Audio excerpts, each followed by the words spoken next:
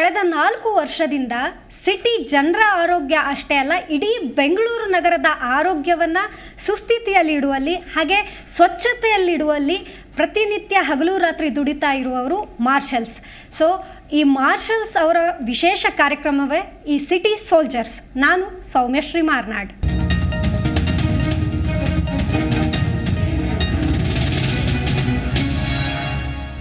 Marshals ಅಂದರೆ 2019ರಿಂದ ಇಲ್ಲಿಯವರೆಗೂ ಬೆಳಗ್ಗೆ 6 ಗಂಟೆಯಿಂದ ನಿರಂತರವಾಗಿ ನಗರದ ಆರೋಗ್ಯಕ್ಕೆ ಹಾಗೆ ನಗರದ ಸ್ವಚ್ಛತೆಗೆ ಕೆಲಸ ಮಾಡ್ತಿರೋರು.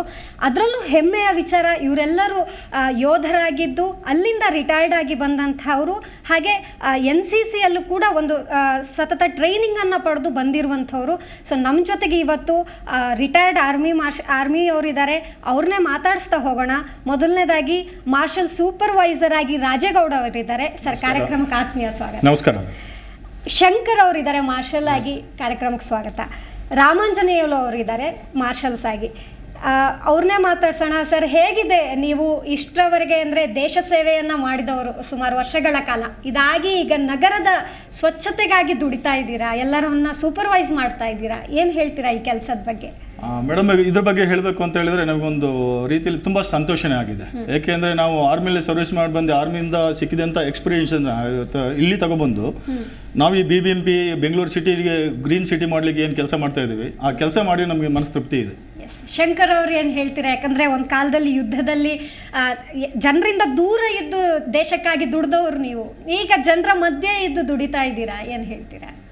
ಒಂದು ಲೆಕ್ಕದಲ್ಲಿ ನಾವು ಹೇಳಬೇಕಾದ್ರೆ ಇದೊಂದು ಒಳ್ಳೆಯ ಎಕ್ಸ್ಪೀರಿಯನ್ಸ್ ಅಂತ ಹೇಳ್ಬೋದು. ಯಾಕೆಂದರೆ ಒಂದು ಆರ್ಮಿಯಲ್ಲಿ ಇದ್ಕೊಂಡು ಮಾಡಿದ ಎಕ್ಸ್ಪೀರಿಯನ್ಸ್ ಒಂದು ಬೇರೆ ರೀತಿಯ ಎಕ್ಸ್ಪೀರಿಯನ್ಸ್. ಇಲ್ಲೊಂದು ಎಕ್ಸ್ಪೀರಿಯನ್ಸ್ ಅಂದರೆ ನಾವೊಂದು 10 ಜನರ ಪಬ್ಲಿಕ್ಕಿನ ನಡುವಿನಲ್ಲಿ ನಿಂತ್ಕೊಂಡು ಮಾಡ್ತಿದ್ದೀವಿ.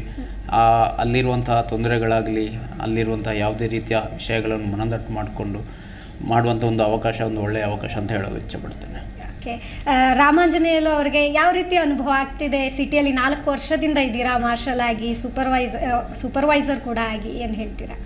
ಇದು ನೋಡಿ, ಇವಾಗ ನಾವು ಆರ್ಮಿಯಲ್ಲಿ ಮಾಡಿಕೊಂಡು ದೇಶ ಸೇವೆ ಮಾಡಿಕೊಂಡು ತಿರ್ಗಾ ಇಲ್ಲಿ ನಮಗೂ ಒಂದು ಅವಕಾಶ ಸಿಕ್ಕಿದೆ ಈ ಥರ ಮಾಡೋಕ್ಕೆ. I am very grateful to I am giving service to my public. Seriously I am very this thing what I say. ಈಗ ಯೂಶ್ವಲಿ ನೀವು ಆರ್ಮಿಯಲ್ಲಿದ್ದಾಗ ಹೌದು, ನಿಮ್ಮನ್ನು ಹೀಗೆ ಟ್ರೈನಿಂಗ್ ಮಾಡಿರ್ತಾರೆ, ಶತ್ರುಗಳು ಬಂದರೆ ಅದರಿಂದ ದೇಶನ ರಕ್ಷಿಸಬೇಕು ಅಂತ. ಇಲ್ಲಿ ದಿನಕ್ಕೆ 10 ಟಾಸ್ಕ್. ಸೊ ನಿಮ್ಗೆ ಯಾವತ್ತಿದು ಸುಸ್ತು ಅನಿಸಿಲ್ವಾ? ಇದ್ರ ಬಗ್ಗೆ ಹೇಳಬೇಕು ಅಂತ ಹೇಳಿದ್ರೆ ಮೇಡಮ್, ನಮಗೆ ಆರ್ಮಿಯಲ್ಲಿ ಕೆಲಸ ಮಾಡಿ ಬಂದವರಿಗೆ ಈ ಟಾಸ್ಕ್ಗಳ ಪ್ರಕಾರ ನಮ್ಗೆ ಯಾವುದು ಸುಸ್ತು ಅಂತ ಅನ್ಸೋದಿಲ್ಲ. ಯಾಕೆ ಅಂತ ಹೇಳಿದ್ರೆ ಆರ್ಮಿ ಒಂದು ಜನ್ರೇಷನ್ ಆ ರೀತಿ ಇದೆ, ಕೆಲಸನೂ ಆ ರೀತಿ ಆಗ್ತಾ ಇದೆ, ನಮ್ಗೆ ಅದೇ ರೀತಿ ಟ್ರೈನಿಂಗ್ ಸಿಕ್ಕಿರ್ತದೆ. ಬಟ್ ನಾವು ಜನಸೇವೆ ಮಾಡೋದೇ ನಮ್ಮದೊಂದು ಒಳ್ಳೆ ಕೆಲಸ ಅಂತ ನಾವು ತಿಳ್ಕೊಂಡಿದ್ದೀವಿ. ಹಗಲು ರಾತ್ರಿ ನಾವು ಇದನ್ನು ಕೆಲಸ ಮಾಡೋಕ್ಕೆ ಓಕೆ ಆಗಿದೆ, ಕೆಲಸ ಮಾಡ್ತಾ ಇದ್ದೀವಿ. ಅದರಿಂದ ನಮ್ಗೆ ಯಾವ ಥರದ ತೊಂದರೆಗಳು, ಡಿಸ್ಟರ್ಬೆನ್ಸ್ ಏನು ಸಿಗ್ತಾ ಇಲ್ಲ. ಸೊ ಸಾಮಾನ್ಯವಾಗಿ ನಾವು ಪೌರ ಕಾರ್ಮಿಕರು ಏನು ಬೆಳಗ್ಗೆ 6 ಗಂಟೆಗೆ ಬಂದು ರಸ್ತೆ ಗುಡಿಸ್ತಾರೆ, ಮನೆ ಕಸ ತಗೋತಾರೆ, ಇವ್ರನ್ನ ಸ್ವಚ್ಛತಾ ಸೇನಾನಿ ಅಂತಿದ್ವಿ. ಆದರೆ ಮನೆ, ರಸ್ತೆ ಅಥವಾ ಒಂದು ಸಮಯಕ್ಕೆ ಸೀಮಿತ ಆಗದೆ ದಿನರಾತ್ರಿ ಹಾಗೆ ವರ್ಷಗಟ್ಟಲೆಯಿಂದ ಈಗ ಕೆಲಸ ಮಾಡ್ತಿರೋರು. ಸೊ ಪೌರಕಾರ್ಮಿಕರಿಗೆ ಬ್ಯಾಕ್ ಬೋನ್ ಅಷ್ಟೇ ಅಲ್ಲ, ಇಡೀ BBMP ವ್ಯವಸ್ಥೆಗೆ ಬ್ಯಾಕ್ ಬೋನ್ ಆಗಿದೆ ಈ ಮಾರ್ಷಲ್ ಸಿಸ್ಟಮ್. ಏನು ಹೇಳ್ತೀರಾ ಶಂಕರ್ ಸರ್? ಯಾಕೆಂದರೆ ನಾವು ಫಸ್ಟ್ ಟೈಮಲ್ಲಿ ಬಂದಾಗ ನಮಗೆ ಅಷ್ಟೇನು ಇದ್ರ ಬಗ್ಗೆ ಗೊತ್ತಿರಲಿಲ್ಲ. ಆದರೆ ಅದು ಬಂದು ಸ್ವಲ್ಪ ಸಮಯದ ನಂತರ ತಿರ್ಗಾ ಕೋವಿಡ್ ಬಂತು. ಆಮೇಲೆ ನಾವು ಅವರಿಗೆ ಸಪೋರ್ಟಾಗಿ ನಿಂತ್ಕೊಂಡು ಯಾವುದೇ ಪಬ್ಲಿಕ್ ಆಗಲಿ, ಆಮೇಲೆ ಪೌರ ಕಾರ್ಮಿಕರಾಗಲಿ, ಆಮೇಲೆ ಮೇಲ್ಗಡೆ ಇರುವಂತಹ BBMPಯ ದೊಡ್ಡ ಆಫೀಸರ್ ಆಗಲಿ, ಅವ್ರ ಜೊತೆ ನಮಗೆ ಕೆಲಸದ ಅನುಭವ ಮಾಡಬೇಕಾದ್ರೆ ಸ್ವಲ್ಪ ಸಮಯ ನಮಗೆ ಬೇಕಾಗಿತ್ತು. ಆಮೇಲೆ ಅದು ಸ್ವಲ್ಪ ಸಮಯ ಆದಮೇಲೆ ಎಲ್ಲ ನಾವು ತಿಳ್ಕೊಂಡು ಅಲ್ಲಿ ಗ್ರೌಂಡಲ್ಲಿ ನಾವು ಆಗ್ತಿದೆ ಅಂತಹ ಒಂದು ಗ್ರೌಂಡ್ ರಿಪೋರ್ಟ್, ಗ್ರೌಂಡ್ ವರ್ಕರ್ ಆಗಿ ಮಾಡೋಕ್ಕೆ ತುಂಬ ಒಳ್ಳೆಯ ಇದಾಯಿತು ಅಂತ ಹೇಳ್ಬೋದು. ಎಸ್, ಯಾಕಂದರೆ ರಾಜೇಗೌಡ ಸರ್, ನೀವು ಗೊತ್ತಿರುತ್ತೆ ನಿಮಗೆ, ಒಂದು ಅಂದರೆ ಆರ್ಮಿ ಅಂದರೆ ತುಂಬ ಸ್ಟ್ರಿಕ್ಟ್ ಅಂತ ನಮಗೆಲ್ಲರಿಗೂ ಗೊತ್ತಿರುವಂಥ ಒಂದು ಕಲ್ಪನೆ. ಇಲ್ಲಿ ನೀವು ಜನಪ್ರತಿನಿಧಿಗಳ ಮಾತು ಕೇಳಬೇಕು, ಅಧಿಕಾರಿಗಳ ಮಾತು ಕೇಳಬೇಕು, ಜನರ ಜೊತೆಯೂ ಬೆರಿಬೇಕು. ಹೇಗೆ ಚಾಲೆಂಜಿಂಗ್ ಇದೆ ಅಂತ? ಚಾಲೆಂಜಿಂಗ್ ತುಂಬಾ ಇದೆ. ನಾವು ಆರ್ಮಿಯಲ್ಲಿ ಡಿಸಿಪ್ಲಿನ್ ಜೊತೆ ಕೆಲಸ ಮಾಡಿ ಬಂದಿದ್ದು, ಬಟ್ ಇಲ್ಲಿ ಪಬ್ಲಿಕಲ್ಲಿ ಸಿವಿಲಲ್ಲಿ ಬಂದು ಪಬ್ಲಿಕ್ ಜೊತೆ ಅಷ್ಟೊಂದು ಡಿಸಿಪ್ಲಿನ್ ನಾವು ಅದು ಆರ್ಮಿಯನ್ನು ಅದೇ ಅವರಿಗೆ ಹೇಳೋಕ್ಕಾಗೋದಿಲ್ಲ. ಬಟ್ ನಾವು ಒಂದು ಲೀಡರ್ಶಿಪ್ ಅದ್ರಲ್ಲಿ ಯೂಸ್ ಮಾಡ್ತೀವಿ. ಒಬ್ಬ ಆರ್ಮಿಲಿ ಬಂದ ಪೆನ್ಷನ್ ಬಂದ ಅಂತ ಹೇಳಿದ್ರೆ ಅವ್ರಿಗೊಂದು ಲೀಡರ್ಶಿಪ್ ಅಂತ ಒಂದು ಕೋರ್ಸ್ ಇರ್ತದೆ. ಅದನ್ನು ನಾವು ಮುಗಿಸ್ಕೊಂಡು ಬಂದಮೇಲೆ ಪಬ್ಲಿಕ್ ಜೊತೆ ಯಾವ ರೀತಿ ನಾವು ಬಿಹೇವ್ ಮಾಡಬೇಕು, ಅವರಿಂದ ಯಾವ ರೀತಿ ಕೆಲಸ ತೊಗೊಬೇಕು, ಅವ್ರ ಜೊತೆ ನಾವು ಯಾವ ರೀತಿ ಇನ್ವಾಲ್ವ್ ಆಗಬೇಕು, ಅವ್ರಿಗೆ ಯಾವ ರೀತಿ ಹೇಳಿ ಕೆಲಸ ಮಾಡಿಸ್ಬೋದು ಅನ್ನೋದು ನಮ್ಮ ಹತ್ರ ಒಂದು ಸಿದ್ಧಾಂತ ಇಟ್ಕೊಂಡು ಕೆಲಸ ಮಾಡ್ತೀವಿ. ಬಟ್ ಅವ್ರನ್ನ ಜೊತೆ ಕರ್ಕೊಂಡು ಹೋಗ್ತೀವಿ, ಎಲ್ಲ ಹಿಂಗೆ ಕೂಡಿಬಿಟ್ಟು ಕೆಲಸ ಮಾಡ್ತೀವಿ. ಆವಾಗಲೇ ಈ ಕೆಲಸಕ್ಕೊಂದು ಒಳ್ಳೆ ರೆಸ್ಪಾನ್ಸ್ ಸಿಗುತ್ತೆ. ಎಸ್ ರಾಮಾಂಜನಿಲ್ ಸರ್, ನಿಮ್ಮ ಊರು ಯಾವುದು? ಇಲ್ಲಿ ಭಾಷೆ ಜೊತೆ ತೊಡಕಾಯ್ತಾ? ಹೇಗೆ ಆಗ್ತಿದೆ ಸರ್ವಿಸ್? ಮೇಡಮ್ ಆ್ಯಕ್ಚುಲಿ ನಾನು ಆಂಧ್ರ ಅವ್ರು ಮೇಡಮ್. ಓಕೆ, ಇಲ್ಲಿ ನಾನು ಸೆಟಲ್ಡ್ ಆಯಿತು. Study in KV only. So ನೋಡಿ, ಇವಾಗ ನಮಗೂ ಸ್ಟಾರ್ಟಿಂಗಲ್ಲಿ ನಾನು ಜಾಯಿನ್ ಮಾಡಿದೆ 2019 ಆವಾಗಲೂ ನಮಗೂ ಚಾಲೆಂಜಸ್ ಫೇಸ್ ಮಾಡಿದೆವು ಸ್ಟಾರ್ಟಿಂಗಲ್ಲಿ. Public, because all the public are not same. Some people talk very rudely, some people are very polite behave ಮಾಡ್ತಾರೆ. But end of the day we educate these people ಕಿ ಯಾವ ಥರ ನೀವು ಕಸ ಯಾವ ಥರ ಮಾಡಬೇಕು, segregation. So we giving awareness. Fining is not the important for us. Main thing ಅವ್ರಿಗೂ ಎಜುಕೇಟ್ ಮಾಡಬೇಕು. ಅವ್ರ ಸಮಸ್ಯೆ, what is the root cause, why this garbage is coming outside. So we are finding that main issue ಏನಾಗ್ತಾ ಇದು, ಆ ಕಸ ಇದು ಇಲ್ಲಿ ಆ ಕಡೆ ಬರ್ತಾ ಇದ್ದು ಏನು ರೀಸನ್, ನೀವು ಆಫೀಸ್ ಹೋಗ್ತೀರಾ. So public will discuss all the thing and we give all the feedback to our supervisor. So he will tell to what we have to do. So ಈ ಥರ ಟೈಮ್ಗೆ ಸರ್ ನಿಮ್ಗೆ ಗಾಡಿ ಬರುತ್ತೆ, ನೀವು ದಯವಿಟ್ಟು ನಿಮ್ಮ ಕಸ ಏನಿದೆ ಗಾಡಿಗೆ ಕೊಡಿ. ಆ್ಯಂಡ್ ಇನ್ ಕೋವಿಡ್ ಟೈಮಲ್ಲಿ ನಾವು ಬೇಜಾನ್ ಕೆಲಸ ಮಾಡಿದೆ madam. So that was like war only. Seriously emergency war, health emergency war, front line warrior ಅಂತೇಳಿ ನಾವು ಅದ್ರ ಜೊತೆ ಕೆಲಸ ಮಾಡಿದ್ದೆ ಮೇಡಮ್. ಸೊ ಆ ಟೈಮಲ್ಲಿ ನಾವು ತುಂಬ ಚಾಲೆಂಜಸ್ ಫೇಸ್ ಮಾಡಿದೆ. But it was we taken as a task. Okay, once we appointed as a task and we will not think about anything. So main focus is task. So ನಮಗೂ we are like brought like that way in army. Yes. So the same thing we are executing here also. So ಸಾಮಾನ್ಯವಾಗಿ ಬೆಂಗಳೂರು ಜನರಿಗೆ ಇವರು 4 ವರ್ಷದಿಂದ ಕೆಲಸ ಮಾಡ್ತಾ ಇದ್ರು ಕೂಡ ಹೆಚ್ಚು ಪ್ರಚಲಿತ ಆಗಿದ್ದು ಈ ಕೋವಿಡ್ ಟೈಮಲ್ಲಿ. ಯಾಕೆಂದರೆ ಮಾಸ್ಕ್ ಅನ್ನೋ ನಿಯಮ ಬಂತು, ಪ್ರತಿಯೊಬ್ಬರು ಮಾಸ್ಕ್ ಇಲ್ಲದೆ ಓಡಾಡಿದರೆ ಅವರ ಜೀವಕ್ಕೆ ಅಪಾಯ ಅನ್ನೋದು ಗೊತ್ತಿದ್ರು ಕೂಡ ಮಾಸ್ಕನ್ನು ಮರೆತು ಬಿಡ್ತಾ ಇದ್ರು, ಅಥವಾ ಗೌರ್ಮೆಂಟ್ ರೂಲ್ಸ್ ಇರೋದೇ ಬ್ರೇಕ್ ಮಾಡೋದಕ್ಕೆ ಅನ್ನೋ ಅಸಡ್ಡೆಯಿಂದ ಓಡಾಡಿದ್ದು ಇದೆ. ಇಂಥ ಟೈಮಲ್ಲಿ ಮಾರ್ಷಲ್ಸ್ ಹಿಡಿದು ಬುದ್ಧಿವಾದ ಹೇಳಿದ್ದಾರೆ, ಫೈನ್ ಹಾಕಿದ್ದಾರೆ. ಆದರೆ ಇಂಥ ಸಂದರ್ಭದಲ್ಲಿ ಮಾರ್ಷಲ್ಸ್ ಎಲ್ಲ ವಿಲನ್ಗಳ ಥರ ಕಾಣಿಸಿರೋದು ಎಲ್ಲರಿಗೂ ಆ ಟೈಮಲ್ಲೇ ಹೆಚ್ಚು ಪರಿಚಯ ಆಗಿರೋದಂತೂ ಸತ್ಯ. ಆದರೆ ಇದಲ್ಲದೆ ಪ್ರತಿನಿತ್ಯ ಇವರು ಪ್ರಮುಖವಾಗಿ ಮಾಡಿದ ಕೆಲಸ ಬೆಂಗಳೂರಿನ ಸ್ವಚ್ಛತೆಗೆ ಗಮನ ಕೊಟ್ಟಿರುವಂಥದ್ದು. ಹೇಳಿ ಸರ್, ನೀವು ಪ್ರಮುಖವಾಗಿ ನೋಡಿದ್ದೇ ಇದರ ಅಡಿಯಲ್ಲಿ, ಅಂದರೆ ಘನತ್ಯಾಜ್ಯ ನಿರ್ವಹಣೆಯ ಒಂದು ಡಿಪಾರ್ಟ್ಮೆಂಟ್ ಅಡಿಯಲ್ಲಿ, ಇದರಲ್ಲಿ ಯಾವ್ಯಾವ ಜವಾಬ್ದಾರಿಗಳನ್ನು ಸದ್ಯ ಮಾರ್ಷಲ್ಸ್ ಮಾಡ್ತಿದ್ದೀರಾ ಅಂತ? ಹಾಂ ಮೇಡಮ್, ಈ ಮಾರ್ಷಲ್ಸ್ಗಳ ಡ್ಯೂಟಿ ನೀವು ಕೇಳಿದ ಈಗ ಅವ್ರು ಏನೇನು ಮಾಡ್ತಾ ಇದ್ದಾರೆ ಅಂತ. ಫಸ್ಟ್ ಆಫ್ ಆಲ್ ನಾವು ಬೆಳಗ್ಗೆ 6 ಗಂಟೆಯಿಂದ ಡ್ಯೂಟಿ ಸ್ಟಾರ್ಟ್ ಮಾಡಿದ್ರೆ ಮೇಡಮ್, ನಮಗೆ ಒಂದು ದಿವಸದ ದಿನನಿತ್ಯದ ಚರಿತ್ರೆಯಲ್ಲಿ ಟಾಸ್ಕ್ ಇರ್ತದೆ. ಬೆಳಿಗ್ಗೆ 6 ಗಂಟೆಗೆ ಮಸ್ಟಿಂಗ್ ಪಾಯಿಂಟ್ ಅಂತ ಬರ್ತವೆ. ಆದರೆ ಇಲ್ಲಿ ಮಸ್ಟಿಂಗ್ ಪಾಯಿಂಟ್ ಇಟ್ ಮೀನ್ಸ್ ಒಂದು ಇವರು PKS ಎಲ್ಲ ಬರ್ತಾರೆ, ವೆಹಿಕಲ್ಸ್ ಎಲ್ಲ ಬರುತ್ತೆ. ಒಂದು ಜಾಗದಲ್ಲಿ ಸ್ವಲ್ಪ ಕಟ್ಟ ಆಗಿಬಿಟ್ಟು ಅವ್ರನ್ನ ಎಲ್ಲ ಚೆಕ್ ಮಾಡಿ, ಡ್ರೈವರ್ ಲೈಸೆನ್ಸಿಂದ ಹಿಡಿದು PKS ಯೂನಿಫಾರ್ಮಿಂದ ತಗೊಂಡು, ಬಟ್ ಅವರು ಎಷ್ಟು ಜನ ಪ್ರೆಸೆಂಟ್ ಆಗಿದ್ದಾರೆ ಅನ್ನೋದನ್ನು ಚೆಕ್ ಮಾಡಿ, ಇದನ್ನೆಲ್ಲ ಚೆಕ್ ಮಾಡಾದ್ಮೇಲೆ ಅದು ಅವರು ಡಿಸ್ಪರ್ಸಲ್ಲಿ ಎಷ್ಟೊತ್ತಿಗೆ ಅವ್ರ ಗಾಡಿ ಹೋಗ್ತಾ ಇದ್ದಾರೆ, ಬ್ಲಾಕ್ ವೈಸ್ ಗಾಡಿಗಳು ಹೋಗ್ತಾ ಇದೆಯಾ ಇಲ್ವಾ, ಅದ್ರಲ್ಲಿ ಗಾರ್ಬೇಜ್ ಕಲೆಕ್ಟ್ ಆಗ್ತಾ ಇದೆಯಾ ಅಲ್ವಾ, ವೆಟ್ ಆ್ಯಂಡ್ ಡ್ರೈ ವೇಸ್ಟ್ ಇಲ್ಲೊಂದು 3 ಕಿಸಮಿದು 3 ಪ್ರಕಾರದ ಗಾರ್ಬೇಜ್ ಬರುತ್ತೆ. ಆ ಗಾರ್ಬೇಜ್ ಕರೆಕ್ಟಾಗಿ ಆ ರೀತಿ ಡಿಸ್ಟ್ರಿಬ್ಯೂಟ್ ಮಾಡಿ ಕೊಡ್ತಾ ಇದ್ದಾರೆ ಇಲ್ವಾ, ಅದನ್ನು ವಾಚ್ ಮಾಡಿ. ಮತ್ತು ಇಲ್ಲಿಂದ ಸ್ಟಾರ್ಟಿಂಗ್ ಒಂದು ಬ್ಲಾಕಲ್ಲಿ ಅಟ್ಲೀಸ್ಟ್ ಒಂದು 750 ಹೌಸಸ್ ಇರುತ್ತೆ ಇವಾಗ ಮಾಡಿರೋ ಪ್ರಕಾರ. ಆ ಗಾಡಿ ಸ್ಟಾರ್ಟಿಂಗಿಂದ ಹಿಡಿದು ಎಂಡೋರಿಗೆ ಹೋಗ್ತಾ ಇದೆಯಾ ಅಲ್ವಾ, ಅದನ್ನೆಲ್ಲ ಮಾನಿಟರ್ ಮಾಡಿ. ಒಂದು ವೇಳೆ ಅಲ್ಲಿ ಹೋಗಲಿಲ್ಲ ಅಂತೇಳಿ ನಮ್ಮ ನಂಬರ್, ಮಾರ್ಷಲ್ಸ್ ನಂಬರ್ ಎಲ್ಲ ಕಡೆ ಹೌಸ್ ಹೋಲ್ಡರ್ ಕಡೆ ಇದೆ, ಅವ್ರಿಗೆ ಕಾಲ್ ಮಾಡ್ತಾರೆ ನಮಗೆ ಮತ್ತು ಹೆಲ್ತ್ ಇನ್ಸ್ಪೆಕ್ಟರ್ಗಳಿಗೆ, ಸರ್ ಈ ಏರಿಯಾಗೆ ಇವತ್ತು ಗಾಡಿ ಬಂದಿಲ್ಲ ಅಂತ. ತುರಂತ ಅದನ್ನು ನಮ್ಮ ಮಾರ್ಷಲ್ JHI ಇನ್ಫಾರ್ಮ್ ಮಾಡಿ, PKS ಗಾಡಿಗಳಿಗೆ ಇನ್ಫಾರ್ಮ್ ಮಾಡಿ ಅಲ್ಲಿಗೆ ತಲುಪುವಂಗೆ ಮಾಡ್ತಾರೆ. ಇದರಿಂದ ಏನಾಗ್ತಿದೆ ಅಂತ ಹೇಳಿದ್ರೆ, ಹೌಸ್ ಹೋಲ್ಡಿಂದ ಬರೋ ಗಾರ್ಬೇಜನ್ನು ಹೊರಗಡೆ ಹಾಕೋದು ಕಡಿಮೆ ಆಗ್ತದೆ. ಬಟ್ ಮನೆಯಿಂದ ಮನೆವರೆಗೂ ಗಾಡಿಗಳು ತಲುಪಿದ್ರೆ ಅವರಿಗೆ ಹೊರಗಡೆ ಬಂದು ಹಾಕೋ ಚಾನ್ಸ್ ಇರೋದಿಲ್ಲ. ಅದನ್ನು ಮಾನಿಟರ್ ಮಾಡಿ ಇವಾಗ ಅಟ್ಲೀಸ್ಟ್ ನೀವು ಹೇಳಿದಂಗೆ 2019 ಕೆಲಸ ನಡೀತಾನೆ ಇದೆ. ಬಟ್ ಈ ಕೆಲಸ ಆಗ್ಲಿಕ್ಕೆ ಸ್ವಲ್ಪ ಟೈಮ್ ಹಿಡ್ಕೋತಿದೆ, ಬಿಲ್ಕುಲ್ ಕ್ಲಿಯರ್ ಆಗಲಿ. ಖಂಡಿತ, ಯಾಕಂದ್ರೆ ಇಡೀ ಬೆಂಗಳೂರಿಗೆ ಒಂದು ಕೆಟ್ಟ ಹೆಸರು ಬಂತು, ಗಾರ್ಬೇಜ್ ಸಿಟಿ ಅನ್ನುವಂಥದ್ದು. 1,500 ಕೋಟಿ ಖರ್ಚು ಮಾಡಿದ್ರು ಕೂಡ ಇನ್ನೂ ಕಸದ ಸಮಸ್ಯೆ ಒಂದು ಸ್ಟ್ರೀಮ್ ಲೈನಿಗೆ ಬರ್ತಾ ಇಲ್ಲ ಅಥವಾ ಪರಿಹಾರ ಅನ್ನೋದಿಲ್ಲ. ಯಾವಾಗ ರಂದೀಪ್ ಅವರು ಈ ಒಂದು ಘನತ್ಯಾಜ್ಯ ವಿಭಾಗದ ಒಂದು ಡಿಪಾರ್ಟ್ಮೆಂಟಿಗೆ ಬಂದ್ರು, ಕಂಪ್ಲೀಟ್ ಆಗಿ ನಿಮಗೆ ಆ ಜವಾಬ್ದಾರಿಯನ್ನ ಕೊಟ್ಟರು. ಸೊ ಎಷ್ಟರ ಮಟ್ಟಿಗೆ ಈಗ ಸರಿ ಹೋಗಿದೆ ಅಂತೀರಾ ಅಂತ? ಇವಾಗ ಆಲ್ಮೋಸ್ಟ್ ಇವಾಗ ಬೆಂಗಳೂರಲ್ಲಿ ಯಾವುದೇ ಥರವಾದ ಗಾರ್ಬೇಜ್ ಪಾಯಿಂಟ್ಗಳು ಕಾಣ್ತಾ ಇಲ್ಲ, ಟೋಟಲಿ ಇಲ್ಲ, ಬಿಲ್ಕುಲ್ ನೀಟ್ ಆ್ಯಂಡ್ ಕ್ಲೀನ್ ಆಗಿದೆ. ನೀವು ನೋಡ್ತಾ ಇರ್ಬೋದು, ನೆನ್ನೆ ಮನೆಯದು ವಿಸಿಟಿಗೆ ಎಲ್ಲ ತುಂಬ ನೀಟಾಗಿ ಎಲ್ಲ ಕೆಲಸ ಆಗ್ತಾ ಇದೆ. ನಮ್ಮ ಹತ್ರ ಇವಾಗ ಒಂದು 2,000 ಬ್ಲಾಕ್ ಸ್ಪಾಟ್ಸ್ಗಳಿತ್ತು ಸ್ಟಾರ್ಟಿಂಗಿಂದ ಬಂದಾಗ. ಇವಾಗ ಅದು ಬಂದು 118 ಬ್ಲಾಕ್ ಸ್ಪಾಟ್ಸ್ ಬಂದು ನಿಂತಿತ್ತು. ಅದು ಇವಾಗ ಖಾಲಿಯಾಗಿ ಮೊನ್ನೆಯಿಂದ ಒಂದು ಟೋಟಲಿ 55 to 60 ಬ್ಲಾಕ್ ಸ್ಪಾಟ್ಸ್ ಇದೆ. ಅದಿನ್ 2 days ಒಳಗಡೆ ಅದನ್ನು ಖಾಲಿ ಆಗುತ್ತೆ. ಅದಕ್ಕೂ BBMP ಕಡೆಯಿಂದ ತುಂಬ ಸೋರ್ಸಸ್ ಎಲ್ಲ ಕೊಟ್ಟಿದ್ದಾರೆ ಕೆಲಸ ಮಾಡಿಸ್ಲಿಕ್ಕೆ, ಮತ್ತು ಎಕ್ಸ್ಟ್ರಾ ಮೆನ್ ಪವರ್ ಮತ್ತು ವೆಹಿಕಲ್ಸ್ ಎಲ್ಲ ಕೊಟ್ಟಿದ್ದಾರೆ. ನಮ್ಮ ಮಾರ್ಷಲ್ಗಳಿಗೆ ಅದನ್ನು ಡೀಟೇಲ್ ಕೊಟ್ಟಿದ್ದಾರೆ.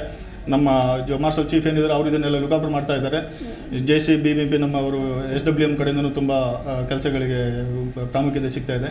ಹಾಗೆ ward wise JC SC AAA ಇವ್ರ ಕಡೆಯಿಂದನೂ ತುಂಬ ಪ್ರಾಮುಖ್ಯತೆ ಮಾಡ್ತಾ ಇದ್ದಾರೆ. ಟೋಟಲಿ ಇನ್ನೊಂದು ವೀಕ್ ಇದರ 15 ಡೇಸ್ ಒಳಗಡೆ ಎಲ್ಲ A to Z ಯಾವುದು black spots permanent black spots ಇಲ್ದಂಗೆ ಕ್ಲಿಯರ್ ಆಗ್ತಾ ಇದೆ. ಸರ್ ಮೊದಲಿಂದ ನಾವು ನೋಡ್ತಾ ಇದ್ವಿ ಗುತ್ತಿಗೆದಾರರು ಪೌರ ಕಾರ್ಮಿಕರ ಮಧ್ಯೆ ಗುದ್ದಾಟ ಇತ್ತು, ಅಥವಾ ಅಧಿಕಾರಿಗಳು ಸ್ಥಳಕ್ಕೆ ಬರ್ತಾ ಇಲ್ಲ ಅನ್ನೋಂಥದ್ದು ಜನಪ್ರತಿನಿಧಿಗಳಿಂದ ಕಂಪ್ಲೇಂಟ್ ಇತ್ತು. ಇದೆಲ್ಲ ಹೇಗೆ ಅಂದರೆ ಕಡೆಗೆ ಮಾರ್ಷಲ್ಸ್ ಬಂದು ಹೇಳ್ತೀವಿ ಅಂದರೆ ಗುತ್ತಿಗೆದಾರರು ಕೇಳಿದ್ರಾ, ಪೌರ ಕಾರ್ಮಿಕರು ನಿಮ್ಮ ಮಾತು ಕೇಳಿದ್ರಾ, ಹೇಗೆ? ಇಲ್ಲ, ಇದು ಆ ಥರ ನಾವು ಹೇಳಿದಕ್ಕೆ ಅವ್ರು ಕೇಳ್ತಾರೆ ಅನ್ನೋ ಇದೇ ಉದ್ದೇಶ ಅಲ್ಲ. ಬಟ್ ನಾವು ಮಾಡ್ತಾ ಇರೋ ಕೆಲಸಗಳು ನೋಡಿ ಅವರಿಗೆ ಅದು ಅರ್ಥ ಆಯ್ತು. ಅದು ಅಂದರೆ ಮಾರ್ಷಲ್ಗಳು ಮಾಡೋ ಕೆಲಸ ಇದು ಸರಿ ಇದೆ. ಸೊ ಅವರು ಅದಕ್ಕೆ ನಮ್ಮ ಜೊತೆನೇ ಅಡ್ಜಸ್ಟ್ ಹಾಕೊಂಡು ಬಂದರು. ಬಟ್ ಅವ್ರದ್ದು ಏನಾದ್ರು ಇದ್ದು ನಾವು ತಪ್ಪುಗಳಿದ್ದನ್ನು ಅದನ್ನು ನಾವು ಇನ್ನೊಬ್ರಿಗೆ ಯಾರಿಗೆ ಕನ್ಸಲ್ಟ್ ಪಾರ್ಟಿಗೆ ಹೇಳ್ಬೇಕು ಅದನ್ನು ಹೇಳಿ ಅದನ್ನು ರಿಯಲೈಸ್ ಮಾಡ್ತಾ ಇದ್ವಿ. ಆದ್ಮೇಲಿಂದ ಅವರಿಗೆ ಪ್ರಾಬ್ಲಮ್ ಆಗ್ದಂಗೆ ಅವ್ರು ನೋಡ್ಕೋತಾ ಇದ್ರು. ಬಟ್ ಬರ್ತಾ ಬರ್ತಾ ದಿನೇ ದಿನೇ ಎಲ್ಲ ಕಡಿಮೆ ಆಗಿ ಇವಾಗ ಆಲ್ಮೋಸ್ಟ್ ಕಡಿಮೆ ಅನ್ನೋ ಹಂತಕ್ಕೆ ಬಂದಿದೆ. ಅದು ಇದೇ ರೀತಿ ನಡ್ಕೊಂಡು ಇನ್ನು ಮುಂದೆ ಹೋಗುತ್ತೆ ಚೆನ್ನಾಗಿರುತ್ತೆ ಅನ್ನೋದು ನಮ್ಮ ಅನಿಸಿಕೆ. ಎಸ್ ಶಂಕರ್ ಸರ್, ನಿಮಗೊಂದು ಚಾಲೆಂಜಿಂಗ್ ವಾರ್ಡೇ ಸಿಕ್ಕಿದೆ ಶಿವಾಜಿನಗರ. ಯಾಕಂದರೆ ನಾವು ನೋಡ್ತೀವಿ ಅಲ್ಲಿ ಎಷ್ಟೇ ಕ್ಲೀನ್ ಮಾಡಿದ್ರು ರಸೇಲ್ ಮಾರ್ಕೆಟ್ ಮತ್ತೆ ಅದೇ ರೀತಿ ಗಲೀಜಾಗುತ್ತೆ, ವಾರ್ಡ್ಗಳು ಎಷ್ಟೇ ಕ್ಲೀನ್ ಮಾಡಿದ್ರು ಮಾರ್ಕೆಟ್ ಏರಿಯಾ ಆಗಿರೋದ್ರಿಂದ ಮತ್ತೆ ಗಲೀಜಾಗುತ್ತೆ. ಹೇಗಿದೆ ಶಿವಾಜಿನಗರ ವಾರ್ಡ್? ಈಗ ಒಂದು 6-7 ಮಂದಿಯಿಂದ ಪರವಾಗಿಲ್ಲ. ಯಾಕೆಂದರೆ ಆಲ್ಮೋಸ್ಟ್ ಅಲ್ಲಿ ಸ್ಮಾರ್ಟ್ ಸಿಟಿ ವರ್ಕ್ ನಡೀತಿತ್ತು. ಅದರಿಂದಾಗಿ ಅಲ್ಲಿ ಅರ್ಧ ರೋಡ್ಗಳು ಬ್ಲಾಕ್ ಆಗಿದ್ದು, ಹೋಗೋದು ಬರೋದು. ಮತ್ತು ಅವ್ರು ರಂದೀಪ್ ಸರ್ ಬಂದ ಮೇಲೆ ಕೆಲವು ಅಲ್ಲಿರುವಂಥ ಕಾಂಟ್ರಾಕ್ಟ್ರ್ ಮತ್ತು ಅಲ್ಲಿರುವಂಥ ಪೌರ ಕಾರ್ಮಿಕರನ್ನು ಕರೆದು ಮೀಟಿಂಗ್ ಮಾಡಿ ಅವರಿಗೆ ಯಾವ ರೀತಿ ಕೆಲಸ ಮಾಡಬೇಕಂತಹ ಒಂದು ಮಾರ್ಗದರ್ಶನ ಕೊಟ್ಟರು. ಆದರೆ ಇಲ್ಲಿ ಮೊದಲಿಗೆ ಕಂಪೇರ್ ಮಾಡಿದರೆ ಒಂದು ನನ್ನ ಲೆಕ್ಕದಲ್ಲಿ 90% ಸರಿಯಾಗಿದೆ ಅಂತ ಹೇಳ್ಬೋದು. ಸ್ವಚ್ಛ ಆಗಿದೆ ಶಿವಾಜಿನಗರ. 100%. ನಿಮ್ಮ ವಾರ್ಡ್ ಯಾವುದು ರಾಮಾಂಜನೇಯ? ಮೇಡಮ್ ನಮ್ಮದು ವಾರ್ಡ್ ನಂಬರ್ 11 ಇತ್ತು ಮೇಡಮ್. ಸೊ ಇವಾಗ before it was very horrible, now it's very good ma'am. You can go and visit that place. ಯಾವ ward? Ward number 11 MS Palya. ತುಂಬ ಚೆನ್ನಾಗಿದೆ ಇವಾಗ. ಆ ಥರ ಯಾವ ಬ್ಲ್ಯಾಕ್ ಸ್ಪಾಟ್ಸ್ ಇಲ್ಲ. Black spots totally nil madam, totally. So even public ಕಡೆ also ನಮಗೂ ಸಪೋರ್ಟ್ ಮಾಡ್ತಾರೆ madam. Because we are doing our job very exactly and very discipline way. Okay, so these people call any time and night ಯಾರನ್ನ ಅವರು ಹಿಡ್ಕೊಂಡ ತಕ್ಷಣ ನಮಗೂ ಕಾಲ್ ಮಾಡ್ತಾರೆ, sir ಈ ಥರ ಹಿಡ್ಕೊಂಡಿದ್ದೆ ಬರ್ತೀರಾ sir. So I'll go and put the normal fine. Actual fine. ಎಷ್ಟಿದೆ ಕಸ ಎಸೆದ್ರೆ? Madam, 1000 rupees is the fine actually. So what we have to see whether he's a daily wages guy, whether his income is ide illa ante. So we will put normal. If he is not able to afford that money, so we'll put normal 100 rupees fine. The least amount is 100 rupees only. Just one awareness. So ಕೆಲವು ವಾರ್ಡ್ಗಳು ನಾವು ನೋಡಿರ್ತೀವಿ, ಎಷ್ಟೇ ಸ್ವಚ್ಛ ಮಾಡಿದ್ರು ಮತ್ತೆ ಅದೇ ರೀತಿ ಕಾಣಿಸುತ್ತೆ. ಸೊ ಇಂಥ ಚಾಲೆಂಜಸ್ ಸುಮಾರು ಇರಬೇಕು ಬೆಂಗಳೂರಲ್ಲಿ. ಏನು ಹೇಳ್ತೀರಾ ಸರ್? ತುಂಬ ಇದೆ ಮೇಡಮ್, ಇದು ತುಂಬ ಅಂದರೆ ತುಂಬಾನೇ ಇದೆ. ಬಟ್ ಅದು ಅದೇ ಇವಾಗ ನಾನು ಹೇಳಿದ ಪ್ರಕಾರ ಇವಾಗ ಯಾವುದೋ ಆ ಥರ ಬ್ಲ್ಯಾಕ್ ಸ್ಪಾಟ್ಸ್ ಆಗೋದಿಲ್ಲ. ನಾವೀಗ ಒಂದ್ಸರಿ ಬೆಳಿಗ್ಗೆ PKS ಎಲ್ಲ ಬಂದು ಕ್ಲೀನ್ ಮಾಡಿ ಹೋದ್ಮೇಲೆ ಸಮ್ ಪೀಪಲ್ಸ್ ಕೆಲವರು ಇದ್ದಾರೆ ಕಂಪ್ನಿ ಕಡೆ ಕೆಲಸ ಮಾಡೋರು, ಏನಂತ ರಾತ್ರಿ ಎಲ್ಲ ಮನೇಲಿ ಆಫೀಸಿಂದ ಬರೋರು ಇರ್ತಾರೆ, ಬೆಳಿಗ್ಗೆ 10 ಗಂಟೆ ಮೇಲೆ ಹೋಗೋರು ಇರ್ತಾರೆ. ಬಟ್ ನಮ್ಮ ಗಾಡಿಗಳು ಏನಾಗುತ್ತೆ ಅರ್ಲಿ ಮಾರ್ನಿಂಗ್ 6:30 to ಸ್ಟಾರ್ಟ್ ಆಗುತ್ತೆ. ಆವಾಗ ಇವರು ಬೆಳಗಿನ ಜಾವ ಎದ್ದಿರೋದಿಲ್ಲ, ಅವ್ರಿಗೆ ಆ ಗಾರ್ಬೇಜಿನ ಅದಕ್ಕೆ ನಮ್ಮ ಗಾಡಿ ಕೊಡೋಕ್ಕಾಗಿರೋದಿಲ್ಲ. ಆ ಪಬ್ಲಿಕ್ ಏನು ಮಾಡ್ತಾರೆ, ಹೋಗ್ಬೇಕಾದ್ರೆ ದಾರಿಯಲ್ಲಿ ನಾವು ಸ್ವಚ್ಛ ಮಾಡಿದಂಥ PKC ಏನು ಸ್ವಚ್ಛ ಮಾಡಿರ್ತಾರೆ, ಬೆಳಿಗ್ಗೆ ಬ್ಲ್ಯಾಕ್ ಸ್ಪಾಟ್ಸ್ ಕ್ಲಿಯರ್ ಮಾಡಿರ್ತಾರೆ, ಅಲ್ಲಿ ತಂದುಬಿಟ್ಟು ಥ್ರೋ ಮಾಡಿ ಹೋಗ್ಬಿಡ್ತಾರೆ. ಸೊ ಅದನ್ನು ಮತ್ತು ನಾವು ಸೆಕೆಂಡ್ಲಿ ಇನ್ನೊಂದ್ಸರಿ ರೌಂಡ್ ಮಾಡಿ ಚೆಕ್ ಮಾಡಿ ಮತ್ತೆ ನಾವು ಕನ್ಸರ್ನಿಂಗ್ ಪಾರ್ಟಿ ಇನ್ಫಾರ್ಮ್ ಮಾಡಿ ಅದನ್ನು ಮತ್ತೆ ಅವತ್ತು ಡೇ ಬೈ ಡೇನ ಕ್ಲೀನ್ ಮಾಡ್ಸಕ್ಕೆ ಮಾಡ್ತಾ ಇದ್ದೀವಿ. ಆದ್ರೂ ಇದು ನಮ್ಮ ಪಬ್ಲಿಕ್ಕಿಗೆ ಸ್ವಲ್ಪ ಮೆಂಟಾಲಿಟಿ ಇರಬೇಕು. ಅವ್ರಿಗೆ ಅದು ಅವರ ತಲೆಯಲ್ಲಿ ಇದೊಂದು ಬಂದ್ರೆ ನಮ್ಮ ಬೆಂಗಳೂರು ಸಿಟಿ ನಮ್ಮ ಸ್ವಚ್ಛವಾಗಿರ್ಬೇಕು ಅಂತ, ಅದಕ್ಕೆ ಅವರಿಗೆ ಅವರು ನಮ್ಮ ಜೊತೆ ಕೈ ಜೋಡಿಸಿದ್ರೆ ಯಾವುದು ಈ ತರದ್ದು ಬ್ಲ್ಯಾಕ್ ಸ್ಪಾಟ್ಸ್ಗಳು ಕ್ರಿಯೇಟ್ ಆಗೋ ಕಾರಣನೇ ಇಲ್ಲ. ಎಸ್, ನಾವು ನೋಡಿದ ಹಾಗೆ ಯಾವುದೇ ಕೆಲಸ 1 ವರ್ಷಕ್ಕೆ ನಿಮ್ಮ ಉತ್ಸಾಹ ಕುಂದಿಲ್ಲ, ಸತತವಾಗಿ 4 ವರ್ಷದಿಂದ ಅದೇ ಶ್ರಮ ಅದೇ ನಿಷ್ಠೆಯಿಂದ ಮಾಡ್ತಾ ಇದ್ದೀರಾ. ಸೊ ಹಾಗಾಗಿ ನಿಮಗೆ ಗೊತ್ತಿರುತ್ತೆ ಏನು ಇಂಪ್ರೂವ್ ಆಗಬೇಕು ಸಿಸ್ಟಮಲ್ಲಿ ಅಂತ. ನೀವು BBMPಗೆ ಏನಾದರೂ ಸಲಹೆ ಕೊಟ್ಟಿದ್ದೀರಾ? ಅಂದರೆ ಕಸ ಸ್ವಚ್ಛ ಆಗಬೇಕು, ಕರೆಕ್ಟಾಗಿ ನಿರ್ವಹಣೆ ಆಗಬೇಕು, ಅಥವಾ ಕಸ ವಿಂಗಡಣೆ ಆಗಬೇಕಂದ್ರೆ ಪಾಲಿಕೆಯಿಂದ ಏನಾದರೂ ನಿಮಗೆ ಸಪೋರ್ಟ್ ಬೇಕು ಅಂತ ಏನಾದರೂ ನೀವು ಕೊಟ್ಟಿದ್ದೀರಾ ಮನವಿ ಅಂತ? ಯಾವುದೇ ರೀತಿಯಾದ ಸಜೆಷನ್ಸ್ ಇರ್ಬೋದು, ಅಥವಾ ಟೆಂಡರ್ ಸಿಸ್ಟಮಲ್ಲಿ ಬದಲಾವಣೆ ಇರ್ಬೋದು, ಅಥವಾ ಹೀಗಿದ್ರೆ ಹೀಗೆ ಕರೆಕ್ಟ್ ಆಗ್ಬೋದು ಅನ್ನೋಂಥ. Correct madam. ಇದ್ರ ಬಗ್ಗೆ ನಾವು ನಮಗೆ ಕನ್ಸಲ್ಟಿಂಗ್ ಪಾರ್ಟಿ ನಮ್ಮ ಮೇಲಧಿಕಾರಿಗಳಿಗೆ ಹೇಳಿ ನಾವು ಅವಾಗ ಇದನ್ನ ಅಪ್ಡೇಟ್ ಮಾಡಿಸ್ತಾ ಇರ್ತೀವಿ. ಅದು ಹೇಗೆ ಅಂತ ಹೇಳಿದ್ರೆ ನಮಗೆ ಗ್ರೌಂಡಲ್ಲಿ ಗೊತ್ತಾಗ್ತಾ ಇದೆ, ನಾವು ಗ್ರೌಂಡಲ್ಲಿ ನೋಡ್ತಾ ಇರ್ತೀವಿ. ಸಪೋಸ್ ಒಂದು ವಾರ್ಡಲ್ಲಿ ಒಂದು ಝೋನಲ್ಲಿ ಒಂದು ವಾರ್ಡ್ ನಂಬರ್ 4 ಅಂತ ಹೇಳಿದ್ರೆ ಆ ವಾರ್ಡಲ್ಲಿ ಇಷ್ಟು 21 ಗಾಡಿ ಬರಬೇಕು ಅಂತ ಹೇಳಿದ್ರೆ 21 ಗಾಡಿ ಅಲ್ಲಿ ಇರಬೇಕು. ಬಿಕಾಸ್ ಆ ಗಾಡಿ 21 ಇದ್ರೇನೆ ನಮ್ಗೆ ಹೌಸ್ ಕ್ಲಿಯರ್ ಆಗುತ್ತೆ. ಸೊ ಅದು 21 ಗಾಡಿ ಬರಲಿಲ್ಲ, ಅದ್ರಲ್ಲಿ 20 ಗಾಡಿ ಬಂತು ಅಂತ ಹೇಳಿದ್ರೆ 18 ಗಾಡಿ ಬಂತು ಅಂದ್ರೆ ಅವತ್ತಿಂದ 1-2 ಬ್ಲಾಕಿಗೆ ಏನು ಹೋಗೋದು ಗಾಡಿ ಇತ್ತು ಅಲ್ಲಿದ್ದು ಗಾರ್ಬೇಜ್ ಕ್ಲಿಯರ್ ಆಗೋದಿಲ್ಲ. ಒಂದು ದಿವಸ ಗಾರ್ಬೇಜ್ ಪೆಂಡಿಂಗ್ ಆದ್ರೆ ಆದರೆ ನಮಗೆ 15 ಡೇಸ್ ಬೇಕಾಗುತ್ತೆ ಅದನ್ನ ಕ್ಲಿಯರ್ ಮಾಡಬೇಕಾದ್ರೆ. ಯಾಕೆ ಅಂತ ಹೇಳಿದ್ರೆ ಒಂದು ಚಿಕ್ಕ ಪಾಯಿಂಟ್ ಇದ್ರೆ ಪಬ್ಲಿಕ್ ತಂದ್ಬಿಟ್ಟು ಅದನ್ನೇ ದೊಡ್ಡದು ಮಾಡ್ತಾ ಹೋಗ್ತಾರೆ. Correct. ಸೊ ಇದನ್ನೆಲ್ಲ ನಾವು ಚೆಕ್ ಮಾಡಿ ನಾವು ನಮ್ಮ ಕನ್ಸಲ್ಟಿಂಗ್ ಪಾರ್ಟಿಗೆ ಹೇಳ್ತೀವಿ, ಇಲ್ಲಿ ಈ ಗಾಡಿ ಪ್ರಾಬ್ಲಮ್ ಇದೆ, ಇಲ್ಲ ಈ ವಾರ್ಡ್ಗೆ ಇನ್ನೊಂದು ವಿಷಯ ಏನು ಅಂತ ಹೇಳಿದ್ರೆ ಮೇಡಮ್, ಇದು 2016 ಸರ್ವೆ ಆಗಿರೋದು.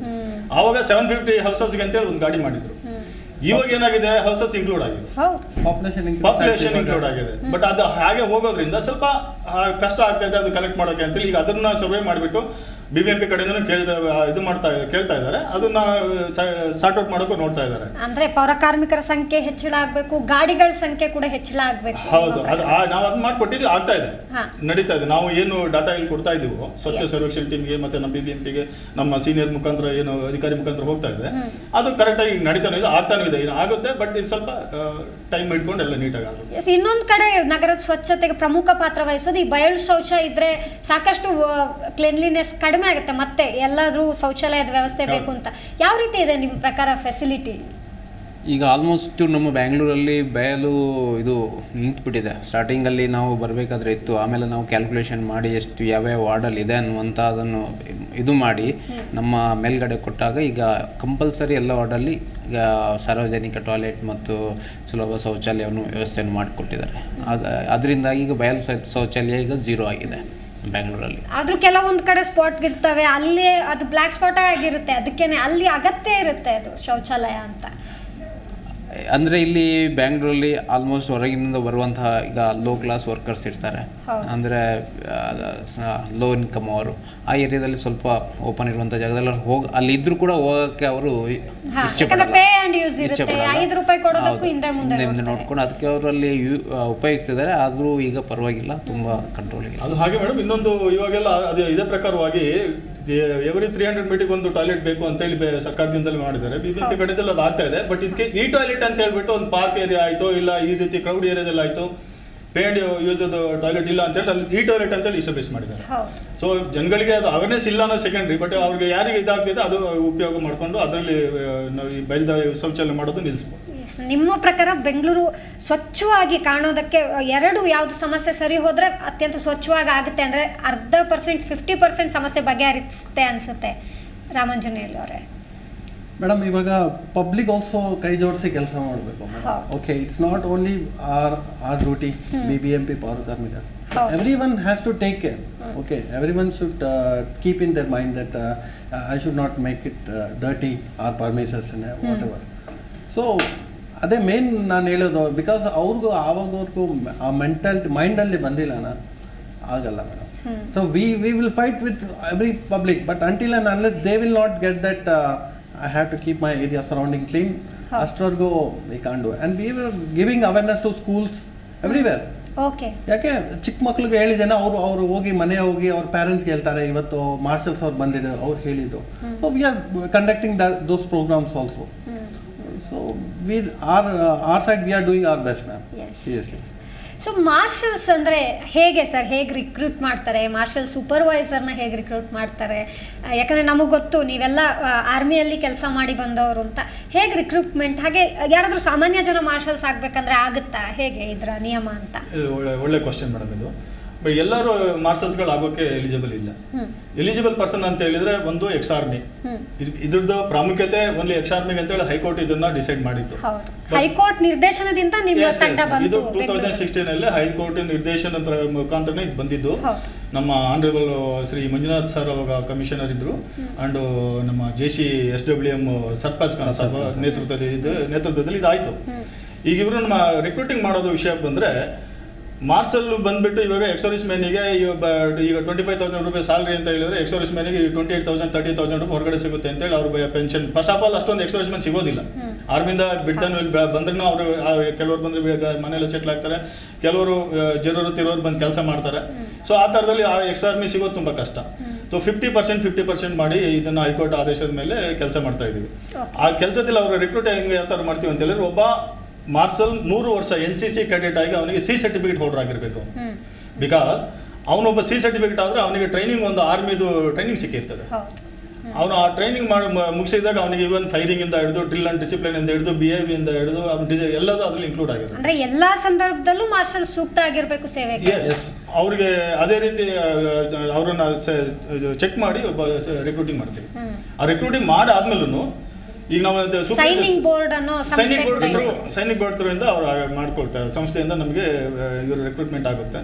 ಅದಾದ್ಮೇಲೆ ಅವ್ರಿಗೆ ಈ ವಾರ್ಡ್ ವೈಸ್ ಅವ್ರಿಗೆ ಡ್ಯೂಟಿಗೆ ಕೆಲಸಕ್ಕೆ ಕಳಿಸಿ ಆ ಕೆಲಸದಲ್ಲಿ ನಾವು ಸೂಪರ್ವೈಸರ್ಸ್ ಏನಿರ್ತಾರೆ, ಸೂಪರ್ವೈಸರ್ ಅಂಡ್ರಲ್ಲಿ ಎಕ್ಸ್ ಮ್ಯಾನ್ ಅಂಡ್ರಲ್ಲಿ ಅವ್ರನ್ನ ಇಟ್ಕೊಂಡು ಅವ್ರಿಗೆ ಮತ್ತೆ ಅಗೇನ್ ಟ್ರೈನಿಂಗ್ ಕೊಡ್ತೀವಿ ನಾವು ಹೌದು. ಕೆಲಸ ಮಾಡೋದಕ್ಕೆ ತರೀಕಾ ಹೇಗೆ ಅಂತೇಳಿ. ಯಾಕೆ ಅಂತ ಹೇಳಿದ್ರೆ ಅಲ್ಲಿ ಇರೋರೆಲ್ಲ ಎಕ್ಸ್ ಮ್ಯಾನ್ ಅವ್ರಿಗೆ ಡ್ರಿಲ್ ಅಂಡ್ ಡಿಸಿಪ್ಲಿನ್ ಮತ್ತೆ ಒಂದು ಲೀಡರ್ಶಿಪ್ ಅಂತೇಳಿ ಬಂದಿರ್ತದೆ ಆರ್ಮಿಯರಿಂದಲೇ. ಅದನ್ನ ಇಟ್ಕೊಂಡು ಅವರಿಗೆ ಟ್ರೈನಿಂಗ್ ಕೊಟ್ಟು ಅವರನ್ನು ಕೆಲಸ ಮಾಡೋಕ್ಕಂತ ಒಂದು ಇದು ಮಹತ್ವ ಕೊಡ್ತೀವಿ ಅವ್ರಿಗೆ. ಓಕೆ, ಹೇಗಿದೆ ಸರ್ ವೇತನ ಹೇಗಿದೆ ಅಂತ? ಈಗ ವೇತನ 4 ವರ್ಷದಿಂದ ಇದ್ದೀರಾ, ವರ್ಷ ಏನಾದರೂ ಇನ್ಕ್ರಿಮೆಂಟ್ ಇದೆಯಾ ಹೇಗೆ? ಇಂಕ್ರಿಮೆಂಟ್ ಮಾಡ್ಬೇಕು ಮೇಡಮ್. ಇದು ಇಂಕ್ರಿಮೆಂಟ್ ಏನು ಇಲ್ಲಿವರೆಗೂ ಏನು ಆಗಿಲ್ಲ. ಅವರಿಗೆ ವೇತನ ಒಂದು 25,000 ಸ್ಯಾಲ್ರಿ ಇದೆ ಎಕ್ಸರ್ಸ್ಮೆನ್ಗಳಿಗೆ. ಸ್ಯಾಲ್ರಿ ಅದರಲ್ಲಿ ಬಂದ್ಬಿಟ್ಟು EF ಎಲ್ಲ ಕಟ್ ಆಗಿಬಿಟ್ಟು 90,000 ರೂಪೀಸ್ ಕ್ಯಾಶ್ ಇನ್ ಹ್ಯಾಂಡ್ ಆಗ್ತದೆ, ನಮಗೆ ಪೇಮೆಂಟ್ ಆಗ್ತಾ ಇದೆ. ಹೌದು. ಸೂಪರ್ವೈಸರ್ಸ್ಗೆ ಸೂಪರ್ವೈಸರ್ ಸೇಮ್ ಥಿಂಗ್, ಸೂಪರ್ವೈಸರ್ಸ್ಗೆ ಇನ್ಕ್ಲೂಡ್ ಇದೆ ಸ್ವಲ್ಪ ಅದರಲ್ಲಿ. ಅವರಿಗೂ ಸೇಮ್ ಅದೇ ಪೇಮೆಂಟ್. ಅದ್ರ ಏನ್ ಬೇಡಿಕೆ ಇದೆ ಸರ್? ಯಾಕಂದ್ರೆ ಈಗ ನೀವು ನಿರಂತರವಾಗಿ ಕೆಲಸ ಮಾಡ್ತಿದ್ದೀರಾ, ನಿಮಗೆ ಗೊತ್ತು ಇಲ್ಲಿನ ಕೊರತೆಗಳೇನು ಅಂತ. ನೀವು ಯಾವ ಕೆಲಸ ಟಾಸ್ಕ್ ಕೊಟ್ಟರು ಕೂಡ ಮಾಡ್ತಾ ಹೋಗ್ತೀರಾ. ಹೀಗಿರುವಾಗ ನಿಮ್ಗೆ ಏನು ಸೌಲಭ್ಯದ ಅಡೆತಡೆ ಆಗುತ್ತೆ? ಏನಿದ್ರೆ ಉತ್ತಮವಾಗಿ ಇನ್ನೂ ಕೆಲಸ ಮಾಡ್ಬೋದು ಅಂತ ಅನ್ಸುತ್ತೆ? ಉತ್ತಮವಾಗೆಲ್ಲ ಇವಾಗಲೂ ಆಗ್ತಾ ಇದೆ. ನಾವು ಮಾಡ್ತಾ ಇರೋ ಕೆಲಸ ಎಲ್ಲ ಉತ್ತಮವಾಗಿದೆ. ಬಟ್ ನಮಗೆ ನಾವು ಮಾಡ್ತಾ ಇರೋ ಕೆಲಸಕ್ಕೆ ಇನ್ನೂ ಸ್ವಲ್ಪ ಅಧಿಕಾರಿಗಳು ಸ್ವಲ್ಪ ಯೋಚನೆ ಮಾಡಿದ್ರೆ ಚೆನ್ನಾಗಿರುತ್ತೆ ಅನ್ನೋದು. ಯಾಕೆ ಅಂತ ಹೇಳಿದ್ರೆ ಮೇಡಮ್, ನಾವು ಬೆಳಿಗ್ಗೆ 6 ಗಂಟೆಯಿಂದ ಅಂದ್ರೆ ಒಂದೇ ಶಿಫ್ಟ್ ಅಲ್ಲ, 2 ಶಿಫ್ಟ್ ಇದೆ ನಮ್ಗೆ. 2 ಗಂಟೆ ಬೆಳಿಗ್ಗೆ 6 ಗಂಟೆಯಿಂದ 2:30 ಗಂಟೆವರೆಗೆ ನಾವು ಡ್ಯೂಟಿ ಮಾಡ್ತೀವಿ, ಮತ್ತೆ ನೈಟ್ ಡ್ಯೂಟಿ ಮಾಡ್ತೀವಿ. ನೈಟ್ ಡ್ಯೂಟಿ ಯಾಕೆ ಮಾಡ್ತೀವಿ ಅಂತ ಹೇಳಿದ್ರೆ, ಇವು ಬೆಳಗ್ಗೆಯಿಂದ ಕ್ಲೀನ್ ಮಾಡಿದ ಬ್ಲಾಕ್ ಸ್ಪಾಟ್ಸ್ ಎಲ್ಲ ಏನಾಗುತ್ತೆ, ನೈಟ್ ಎಲ್ಲ ಫುಲ್ ಆಗುತ್ತೆ. ಸೊ ನಮ್ಮ ಮಾರ್ಷಲ್ಸ್ ಆ ಬ್ಲಾಕ್ ಸ್ಪಾಟ್ಸ್ ಅನ್ನ ಮಾನಿಟರಿಂಗ್ ಮಾಡ್ತಾರೆ. ಅಲ್ಲಿ ಬರೋರಿಗೆ ಅವೇರ್ನೆಸ್ ಮಾಡ್ತಾರೆ. ಮತ್ತೆ ಜಸ್ಟ್ ಅವ್ರಿಗೆ ಅವೇರ್ನೆಸ್ಗೋಸ್ಕರ 100 ರೂಪೀಸ್ 200 ರೂಪೀಸ್ ಅಂತ ಫೈನ್ ಹಾಕಿದ್ರೆ ಇವತ್ತಿಂದ ನಾಳೆ ಹಾಕಬಾರ್ದು ಅನ್ನೋ ಮನೋಭಾವನೆ ಪಬ್ಲಿಕ್ ಬರುತ್ತೆ ಅನ್ನೋ ಉದ್ದೇಶಕ್ಕೋಸ್ಕರ ಆ ಥರ ಮಾಡ್ತಾ ಇದ್ದೀವಿ. ಸೊ ಈ ಥರ ಎಲ್ಲ ಹಗಲು ರಾತ್ರಿ ಎಲ್ಲ ಕೆಲಸ ಮಾಡ್ತಾ ಇದೆ. ಅದರಿಂದ ಈ ಹಗಲು ರಾತ್ರಿ ಕೆಲಸ ಮಾಡೋದ್ರಿಂದ ಮೇಲಧಿಕಾರಿಗಳಿಗೆ ಇದು ಗೊತ್ತಿರ್ತದೆ ಏನ್ ಮಾಡಬೇಕು ಅಂತ ಹೇಳಿ. ಹೌದು, ಪ್ರಸ್ತಾವನೆ ಅಂತೂ ಇದೆ. ಯಾಕಂದ್ರೆ ಈಗಾಗಲೇ ಸಾಕಷ್ಟು ಮಾರ್ಷಲ್ಸ್ ಬಿಟ್ಟು ಹೋಗಿದ್ದಾರೆ ಕೆಲಸ.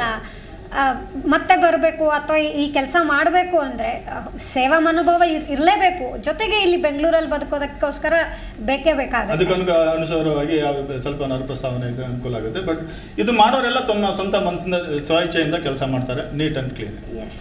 ಇನ್ನು ಬೆಂಗಳೂರಲ್ಲಿ 400ರಷ್ಟು ಮಾರ್ಷಲ್ಸ್ ಇದ್ದಾರೆ. ಇವರು ಕೇವಲ ಘನತ್ಯಾಜ್ಯ ಅಷ್ಟೇ ಅಲ್ಲ, ಇಂದಿರಾ ಕ್ಯಾಂಟೀನ್ ಇರ್ಬೋದು, ಕಸದ ಘಟಕಗಳಲ್ಲಿ ಕೆಲಸ ಮಾಡಿರ್ಬೋದು, ಬೇರೆ ಬೇರೆ ರೀತಿಯ ಕೆಲಸ ಕೂಡ ಮಾಡ್ತಾರೆ. ಬೇರೆ ಟಾಸ್ಕ್ ಯಾವ್ದು ಇದೆ ಸರ್? ನೀವು ಶಂಕರ್ ಸರ್. ನಿಜವಾಗ್ಲೂ ಹೇಳಬೇಕಾದ್ರೆ ಫಸ್ಟ್ ಒಂದು ಘನತ್ಯಾಜ್ಯ, ಆಮೇಲೆ ಬಂದು ಇಂದಿರಾ ಕ್ಯಾಂಟೀನ್, ಆಮೇಲೆ ಕೋವಿಡ್ ಟೈಮಲ್ಲಂತೂ ತುಂಬಾ Covid first of all CC ಅಂದರೆ ನಾವು ಹಾಸ್ಪಿಟಲ್ ಕೋವಿಡ್ ಪೇಷಂಟ್ಗಳಿಗೆ ಹಾಸ್ಪಿಟಲ್ ಓಪನ್ ಮಾಡಿದ್ವಿ. ಅಲ್ಲಿ ಬರುವುದು ಹೋಗೋದು ಎಲ್ಲ ಅವನ್ನೇನು ಮಾಡ್ತಿದ್ವಿ. ಮತ್ತು ಕೋವಿಡ್ ಟೈಮಲ್ಲಿ ಕ್ರಮಟೋರಿಯಂ ಬರ್ನಿಂಗ್ ಸೆಂಟ್ರಲ್ ಆಲ್ಸೋ ನಮ್ಮನ್ನು ಹಾಕಿದ್ರು, ಅಲ್ಲೇ ಡೆಪ್ಯೂಟ್ ಮಾಡಿದ್ರು. So we have to control the public main problem. ಹೌದು, ಯಾಕಂದ್ರೆ ಕ್ಯೂ ನೋಡಿದ್ವಿ ನಾವಾಗ ವೆರಿ ಮಚ್. ಸೊ ಆವಾಗಲೂ ಪೊಲೀಸ್ ಅವರು ಅಲ್ಲಿ ಹಾಕಿದ್ರು, but I don't know. But marshal went there and everything got streamline. Seriously ಅಂತ ಅದೊಂದು ಟೈಮಲ್ಲಿ ಮಾರ್ಷಲ್ ಕಂಟ್ರೋಲ್ ಮಾಡಲಿಲ್ಲ ಅಂತ ಹೇಳಿದ್ರೆ ಮೇಡಮ್, ಆ ಕ್ರಿಮೇಷನ್ ಜಾಗನ ಕಂಟ್ರೋಲ್ ಮಾಡೋಕೆ ಆಗ್ತಾ ಇರಲಿಲ್ಲ. ಯಾಕೆ ಅಂತ ಹೇಳಿದ್ರೆ ಲೈನ್ ಅಪ್ ಇಲ್ಲಿ ನೀವು ನೋಡಿರ್ಬೋದು, ಸ್ವಲ್ಪ ಸುಮನಹಳ್ಳಿ ಮತ್ತೆ ನಮ್ಮಲ್ಲಿ ಹೆಬ್ಬಾಳ ಇದರಲ್ಲೆಲ್ಲ ನಾವೆಲ್ಲ ಇಲ್ಲೇ ಕೆಲಸ ಆನ್ ಗ್ರೌಂಡ್ ಕೆಲಸ ಮಾಡಿರೋದು. ನಾವು ಹೇಳ್ತಾ ಇರೋದು ಎಷ್ಟೋ ಕಿಲೋಮೀಟರ್ ಅವ್ರಿಗೆ ಲೈನ್ ಇರ್ತಾ ಇತ್ತು. ಬಟ್ ಅದರಲ್ಲಿ ಸ್ವಲ್ಪ ನಂದು ಫಸ್ಟ್ ಅಲ್ಲಿ ಹೀಗೆ ಅಂತ ಬರ್ತಾ ಇರೋದು, ಅದ್ರಲ್ಲಿ ಗಲಾಟೆಗಳಾಗ್ತಾ ಇರೋದು. ಬಟ್ ಅದ್ರಲ್ಲಿ ಏನು ಅಂತ ಹೇಳಿದ್ರೆ ಅದನ್ನ ಬಾಡಿಗಳನ್ನ ಯಾರು ಟಚ್ ಮಾಡಕ್ಕೆ ಖಂಡಿತ ಬರ್ತಾರೆ. ಕೋವಿಡ್ ಏನು 2020-21 ಮೊದಲನೇ ಅಲೆ, 2ನೇ ಅಲೆ ತುಂಬಾ ಭೀಕರವಾಗಿದ್ದು ಎಲ್ರಿಗೂ ಜೀವ ಭಯ ಇತ್ತಂತ ಸಂದರ್ಭದಲ್ಲಿ ಕೂಡ ನೀವು ಫೀಲ್ಡ್ಗೆ ಇಳಿದು ಕೆಲಸ ಮಾಡಿದ್ದೀರಾ. ಅದೊಂದು ಕಾರಣ ಏನು ಅಂತ ಹೇಳಿದ್ರೆ ಮೇಡಮ್, ನಮಗೆ ಆರ್ಮಿಯಲ್ಲಿ ಕೊಟ್ಟಂತ ಒಂದು ಟ್ರೈನಿಂಗ್, ನಾವು ಆರ್ಮಿಯಲ್ಲಿ ಅದು ಏನೇ ಅದರಲ್ಲಿ ನಾವೀಗ ವಾರಿಗೆ ಹೋಗ್ತೀವ, ಇಲ್ಲ ಏನಾದರೂ ಪ್ರಾಬ್ಲಮ್ ಆಯಿತು ಅಂದರೆ ನಾವು ಅವ್ರಿಗೆ ಹಾಗಾಗಿದೆ ಅದು ನೋಡಬಾರ್ದು ಅನ್ನೋ ಮನೋಭಾವನೆ ಆರ್ಮಿಯವರಲ್ಲಿ ಇರೋದಿಲ್ಲ. ನಮಗೆ ಫಸ್ಟ್ ಆಫ್ ಆಲ್ ಅವತ್ತಿಂದ ಆ ಟಾಸ್ಕ್ ಅವನನ್ನು ಉಳಿಸೋದಾಗಲಿ, ಇವ್ರಿಗೆ ಏನು ಒಳ್ಳೇದು ಮಾಡ್ಬೇಕು ಅನ್ನೋದೊಂದು ಬಿಟ್ಟರೆ ಬೇರೆ ಯಾವ ಥರದ್ದು ಇರೋದಿಲ್ಲ. ಹಾಗಾಗಿ ನಮ್ಮ ಮಾರ್ಷಲ್ ಆಗಲಿ, ಇಲ್ಲಿರೋ NCC ಅವರಾಗಲಿ, ಎಕ್ಸರ್ವಿಸ್ಮೆನ್ಗಳಾಗಲಿ ಆ ಕ್ರಿಮೇಷನ್ ಟೈಮಲ್ಲಿ ಮತ್ತು ಅಷ್ಟೊಂದು ಕೋವಿಡ್ ಟೈಮಲ್ಲಿ ಕೆಲಸ ಮಾಡೋಕ್ಕೆ ಸಾರ್ಥಕವಾಯಿತು. ನಾಟ್ ಓನ್ಲಿ ನಮ್ಮ ಹುಡುಗರು ಜೆಂಟ್ಸ್ ಹುಡುಗಿಯರು, ಒಂದು ಲೇಡೀಸು ಕೂಡ ಕೆಲಸ ಮಾಡಿದ್ರು. ಹುಡುಗಿರು ಇದ್ದಾರೆ, ಒಂದು ಅವರು ಕೆಲಸ ಮಾಡಿದ್ರು ಗ್ರೌಂಡಲ್ಲಿ. ಆ ಎಷ್ಟು ಜನ ಇದ್ದಾರೆ? ಅವ್ರದ್ದು ಹೇಗೆ ರಿಕ್ರೂಟ್ ಆಯಿತು? ಅವ್ರದ್ದು ಸೇಮ್ ಹೀಗೆ NCC ಅವರೆಲ್ಲ ಅವರು ಮಾಡಿದ್ದಾರೆ. ಅವ್ರನ್ನ ದೇಶ ಸೇವೆ ಮಾಡ್ತಾ ಇದ್ದಾರೆ. ಇಲ್ಲಿ ಅವರಿಗೂ ಸ್ವಇಚ್ಛೆಯಿಂದ ಬಂದು ಕೆಲಸ ಮಾಡ್ತಾ ಇದ್ದಾರೆ. ಹೌದು. ಸೊ ಜೊತೆಗೆ ಸರ್, ನಾವು ಕೆಲಸ ನೋಡ್ತಾ ಇದ್ದೀವಿ, ದಿನನಿತ್ಯ ನೋಡ್ತಾ ಇದ್ದೀವಿ ನಿಮ್ಮ ಕೆಲಸನ. ನಮ್ಗೆ ಆಸಕ್ತಿ ಅಂದರೆ ನಿಮ್ಗೆ ಹೇಗಿತ್ತು ಇಲ್ಲಿಗೆ ಬರೋ ಮುಂಚೆ, ಹಿಂದೆ ನಿಮ್ಮ ಆರ್ಮಿಯಲ್ಲಿ ಹೇಗಿತ್ತು ಎಕ್ಸ್ಪೀರಿಯನ್ಸ್ ಅಂತ, ಅದನ್ನ ನಮ್ಮ ಜೊತೆ ಶೇರ್ ಮಾಡ್ತೀರಾ ನಮ್ಮ ವ್ಯೂವರ್ಸ್ ಜೊತೆ? ರಾಮಾಂಜನೇಯಲ್ sir. Ma'am, it's very tough life. Army life is not very easy. You should have that patriotism. Then only you can survive. And the same thing it include in civil life also. Civil ಅಲ್ಲಿ ಸ್ವಲ್ಪ it's not ಅಂದ್ರೆ ನೀವು ಅನ್ಕೊಂಡ ಹಾಗೆಲ್ಲ ಮಾಡೋಕ್ಕಾಗೋದಿಲ್ಲ, ಆಗೋದಿಲ್ಲ. ಯಾಕಂದ್ರೆ ರಾಜಿ ಯಾಕಂದ್ರೆ- ಆಗ್ಬೇಕಾಗ ಜನರ Yes. ಜೊತೆ ರಾಜಿ ಆಗ್ಬೇಕು. Yes. ನಾನು ಇದ್ ರಿಸಲ್ಟ್ ತೋರಿಸ್ಬೇಕು ಅಂದ್ರೆ ತೋರ್ಸಕ್ ಆಗೋದಿಲ್ಲ ನಿಮಗೆ, ಅಂದ್ರೆ ಅಲ್ಲಿ- ಯಾಕಂದ್ರೆ ಒಬ್ಬರ ಎಫರ್ಟ್ ಅಲ್ಲ ಅದು. Yes ma'am. ಸೊ ಇಲ್ಲಿ ತುಂಬಾ ಚಾಲೆಂಜಸ್ ಇದೆ. We have to see all the sides. Okay, ಅದಲ್ಲದೆ ನಿಮ್ಮ ಆರ್ಮಿ ಜೀವನ ಹೇಗಿತ್ತು? ಅಂದ್ರೆ ನೀವು ಮೊದಲಿಂದಲೂ ನೀವು ಸೈನಿಕರಾಗಬೇಕು ಅಂತ ಅಂದ್ಕೊಂಡಿದ್ರ? ಹೇಗೆ, ಎಲ್ಲಿ ಕೆಲಸ ಮಾಡಿದ್ರಿ ನಿಮ್ಮ ಆರ್ಮಿ ಸಮಯದಲ್ಲಿ? ಯಾವ ಭಾಗದಲ್ಲಿ ಇದ್ರಿ ದೇಶದ್ದು? ಮ್ಯಾಮ್ ನಾನು ಟೋಟಲ್ 18 ಇಯರ್ಸ್ ಮಾಡಿದೆ ಮೇಡಮ್ ಆರ್ಮಿಯಲ್ಲಿ. ಓಕೆ. 6 ಇಯರ್ಸ್ ಜಮ್ಮು ಕಾಶ್ಮೀರ್ ಅಲ್ಲಿ ಸರ್ವ್ ಮಾಡಿದೆ ಮ್ಯಾಮ್. ಮತ್ತೆ 6 ಇಯರ್ಸ್ ರಾಜಸ್ಥಾನಲ್ಲಿ ಮಾಡಿದೆ. ಮತ್ತೆ 2 ಇಯರ್ಸ್ ಅರುಣಾಚಲ್ ಪ್ರದೇಶಲ್ಲಿ. ಎಲ್ಲ it's very means CIOPS area, counter insurgency area, ಅದೆಲ್ಲ it's very difficult to survive those places. So ನಾವು ಇದೆಲ್ಲ ಅಂದರೆ without any motivation we can't stay there. our superior taught that way, so we will survive that thing. ಯಾಕಂದ್ರೆ ಒಂದು complete ಹಿಮ ಪ್ರದೇಶ ಆದ್ರೆ ಒಂದು Yes. Complete ಇಲ್ಲಿ ಮರುಭೂಮಿ. Yes ma'am. So challenges are there. In which work there is no challenges. Everywhere there is challenges. It's up to you how you go that, how you see. So after 18 years ಹೇಗೆ ನೀವು ಅಂದ್ರೆ retired? I got a 2018 ಅಲ್ಲಿ retire ಮಾಡಿದ್ದು December ಅಲ್ಲಿ. After that, after 3 months I joined this BBMP Marshal. So ಹೇಗಿತ್ತು sir, ಅಂದ್ರೆ ನಿಮ್ಮ army ಜೀವನ ಎಂತ ಕಷ್ಟದ ಪರಿಸ್ಥಿತಿ ಅಂತ ಯಾವುದನ್ನ ಫೇಸ್ ಮಾಡಿದ್ರಿ? ನೆನಪು ಮಾಡ್ಕೊಳಕ್ ಇಷ್ಟಪಡ್ತೀರಾ? ಮ್ಯಾಮ್ ತುಂಬಾನೇ ಇದೆ, but this is not the Okay. I can't disclose all this things now. ಸಾಬ್ ನನಗೆಲ್ಲ ಎಕ್ಸ್ಪೀರಿಯನ್ಸ್ ಇದೆ. I got 18 years service. ಸಾಬ್ ಡಿಡ್ 34 ಇಯರ್ಸ್ ಸರ್ವ್ ಮಾಡಿದ್ರು ಸಾಬ್. ರಾಜಗೌಡ Okay. ಸರ್, ನಿಮ್ದು ಯಾವುದು ಹುಟ್ಟಿದೂರು, ಹಾಗೆ ಹೇಗೆ ಆರ್ಮಿಗೆ ಸೆಲೆಕ್ಟ್ ಆದ್ರಿ, ಎಲ್ಲಿ ಕೆಲಸ ಮಾಡಿದ್ರಿ? ಒಳ್ಳೆ ಕ್ವಶನ್ ಮೇಡಮ್. ನಾನು ಹಾಸನ ಡಿಸ್ಟ್ರಿಕ್ಟ್ ಸಕಲೇಶ್ಪುರ ತಾಲೂಕು ಲಕ್ಷ್ಮೀಪುರ ಅಂತ ಒಂದು ಚಿಕ್ಕ ಊರು, ವಿಲೇಜ್ ಅವನು. ನಾನು 17 ಇಯರ್ ಇದ್ದಾಗ ಆರ್ಮಿಗೆ ಜಾಯ್ನ್ ಆಗಿದೆ. ಓಕೆ. ಈಗ 17-18 ಸಣ್ಣ ವಯಸ್ಸಲ್ಲಿ. ಚಿಕ್ಕ ವಯಸ್ಸಲ್ಲಿ 1985 ನಾನು ಆರ್ಮಿ ಜಾಯ್ನ್ ಮಾಡಿ ಆರ್ಮಿಯಲ್ಲಿ ನಾನು 34 ಇಯರ್ ಕಂಟಿನ್ಯೂಸ್ ಸರ್ವಿಸ್ ಮಾಡಿದೆ. ಸ್ಟಾರ್ಟಿಂಗಿಂದ ಲಾಸ್ಟ್ ಒಂದು ಏನು ಪ್ರಮೋಷನ್ ಸಿಗುತ್ತೆ, ಸುಬೇದಾರ್ ಮೇಜರ್ ಅಂತ ಒಂದು ಸಿಪಾಯಿ ಜಾಯ್ನ್ ಆದವರಿಗೆ ಒಂದು ಸುಬೇದಾರ್ ಮೇಜರ್ ಅಂತ ಒಂದು ರ್ಯಾಂಕು, ಅದು ಈಕ್ವಲ್ ಟು ಜನರಲ್ ಆರ್ಮಿ ಆಫೀಸರ್ಗೆ. ಆ ರ್ಯಾಂಕ್ವರೆಗೂ ನಮ್ಮದು ಸರ್ವಿಸ್ ಮಾಡಿದೆ. ಬಟ್ ಆರ್ಮಿ ಅವ್ರಿಗೆ ಅಂತ ಹೇಳಿದ್ರೆ ಒಂದು ಸರಿ ಜಾಯ್ನ್ ಆದಮೇಲೆ ಕಂಟಿನ್ಯೂ ನಾವು ಕನ್ಯಾಕುಮಾರಿ ಟು ಕಾಶ್ಮೀರದವರೆಗೂ ನಮ್ದು ಎಲ್ಲ ಏರಿಯಾ ಇರುತ್ತೆ. ಬಟ್ ಅಲ್ಲಿ ಹಾರಿಬಲ್ ಇರುತ್ತೆ, ಬೇರೆ ಕಡೆ ಎಲ್ಲ ಕೆಲಸ ಮಾಡಬೇಕಾಗುತ್ತೆ. ಅದು ನಾನು ಆರ್ಮಿಯಲ್ಲಿ ಒಂದೇ ಕೆಲಸ ಮಾಡ್ತೀನಿ ಅನ್ನೋದೇನಿಲ್ಲ ಅಲ್ಲಿ. ಎಸ್, ಖಂಡಿತ ನಾವು ರಾಜಗೌಡ ಸರ್ ಈ ಆರ್ಮಿ ಎಕ್ಸ್ಪೀರಿಯನ್ಸ್ನ ಖಂಡಿತ ಕೇಳೋದಕ್ಕೆ ಉತ್ಸಾಹದಲ್ಲಿದ್ದೀವಿ. ನಮ್ಮ ಜೊತೆಗೆ ಮತ್ತೊಬ್ರು ಗೆಸ್ಟ್ ಜಾಯ್ನ್ ಆಗಿದ್ದಾರೆ, ಅವರೇ ಭಕ್ತ ಸೀಳನ್ ಅವರು. ಸರ್, ಕಾರ್ಯಕ್ರಮಕ್ಕೆ ಆತ್ಮೀಯ ಸ್ವಾಗತ. ನಮಸ್ಕಾರ. ಸೂಪರ್ವೈಸರ್ ಆಗಿ ಜೊತೆಗೆ ಮಾರ್ಷಲ್ ಆಗಿ ನೀವು ಕೂಡ 19ರಿಂದಲೇ ಕೆಲಸ ಮಾಡ್ತಾ ಇದ್ದೀರಾ, 2019ರಿಂದ. ಓಕೆ. ನಾವು ಈವರೆಗೆ ರಾಜಗೌಡ ಅವರ ಆರ್ಮಿ ಎಕ್ಸ್ಪೀರಿಯನ್ಸ್ನ ಸತತ 34 ವರ್ಷಗಳ ಆರ್ಮಿ ಎಕ್ಸ್ಪೀರಿಯನ್ಸ್ನ ಕೇಳ್ತಾ ಇದ್ವಿ. ಮುಂದುವರಿಸಿ ಸರ್. Okay madam.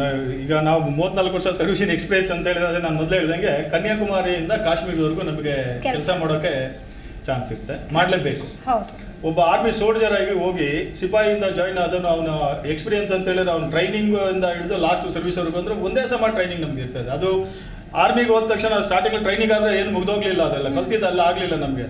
ಟ್ರೈನಿಂಗ್ ಹೋದ್ರೆ ಒಬ್ಬ ಸಿವಿಲಿಯನ್, ಒಬ್ಬ ಇಲ್ಲಿಂದ ಸಿವಿಲ್ ಹುಡುಗನ ಕರ್ಕೊಂಡು ಹೋಗಿ ಆರ್ಮಿಯಲ್ಲಿ ಅವನೊಬ್ಬನ ಸೋಲ್ಜರ್ ಮಾಡಬೇಕು ಅಂತ ಹೇಳಿದ್ರೆ ಅದು ಅಷ್ಟೇ ಒಂದು ಕಠಿಣವಾಗಿದೆ. ಯಾಕೆ ಅಂತ ಹೇಳಿದ್ರೆ ಇಲ್ಲೇನೋ ನಮಗೆ ಊರಲ್ಲಿದ್ದವ್ರಿಗೆ ಏನು ಗೊತ್ತಿರೋದಿಲ್ಲ, ವಿಲೇಜಲ್ಲಿ ಇದ್ದವ್ರಿಗೆ. ಬಟ್ ಅಲ್ಲಿ ಹೋದ್ಮೇಲೆ ಯಾವ ಥರ ಡಿಸಿಪ್ಲಿನ್ ಆಗಿರಬೇಕು, ಯಾವ ರೀತಿ ನಾವು ವಾರಕ್ಕೆ ಸೆಟ್ ಆಗಬೇಕು, ಯಾವ ರೀತಿ ಬಿಹೇವ್ ಮಾಡಬೇಕು, ಸೀನಿಯರ್ ಜೂನಿಯರ್ ಅಂದರೆ ಏನು, ನಮ್ಮ ಕೆಲಸ ಏನು, ಫಿಟ್ನೆಸ್ಸು, ವೆಪನ್ ಟ್ರೈನಿಂಗ್ಸು, ಇದೆಲ್ಲ ಅದ್ರ ಜೊತೆ ಬರುತ್ತೆ. ಸೊ ನಮ್ಗೆ ಅದೇ ರೀತಿಯಾಗಿ ಒಂದು ಕಡೆಯಿಂದ ಇನ್ನೊಂದು ಕಡೆಗೆ ಎವ್ರಿ 3 ಇಯರ್ಸ್ ಮತ್ತೆ ನಮ್ಮ ಯೂನಿಟ್ ಮೂವ್ ಆಗ್ತಾರೆ, ಈ ಥರಗಳಿರುತ್ತೆ. ಅದ್ರಲ್ಲಿ ಎಲ್ಲ ಕಡೆನೂ ಹೋಗಿ ಬಿಸಿಲಿಂದ, ಮಳೆಯಿಂದ, ಐಸ್ 3 ಜಾಗ ಇಲ್ಲಿರುತ್ತೆ ಅಂತೇಳಿ ನಾವು ಅದನ್ನ ಯಾವುದು ಕಂಪೇರ್ ಮಾಡೋಕ್ಕಾಗೋದಿಲ್ಲ. ಎಲ್ಲ ಏರಿಯಾದಲ್ಲೂ ಕೆಲಸ ಮಾಡೋಕ್ಕೆ ಮಾಡ್ತಾ ಇದ್ದೀವಿ, ಮಾಡ್ಕೊಂಡು ಬರ್ತಾ ಇದ್ದಾರೆ.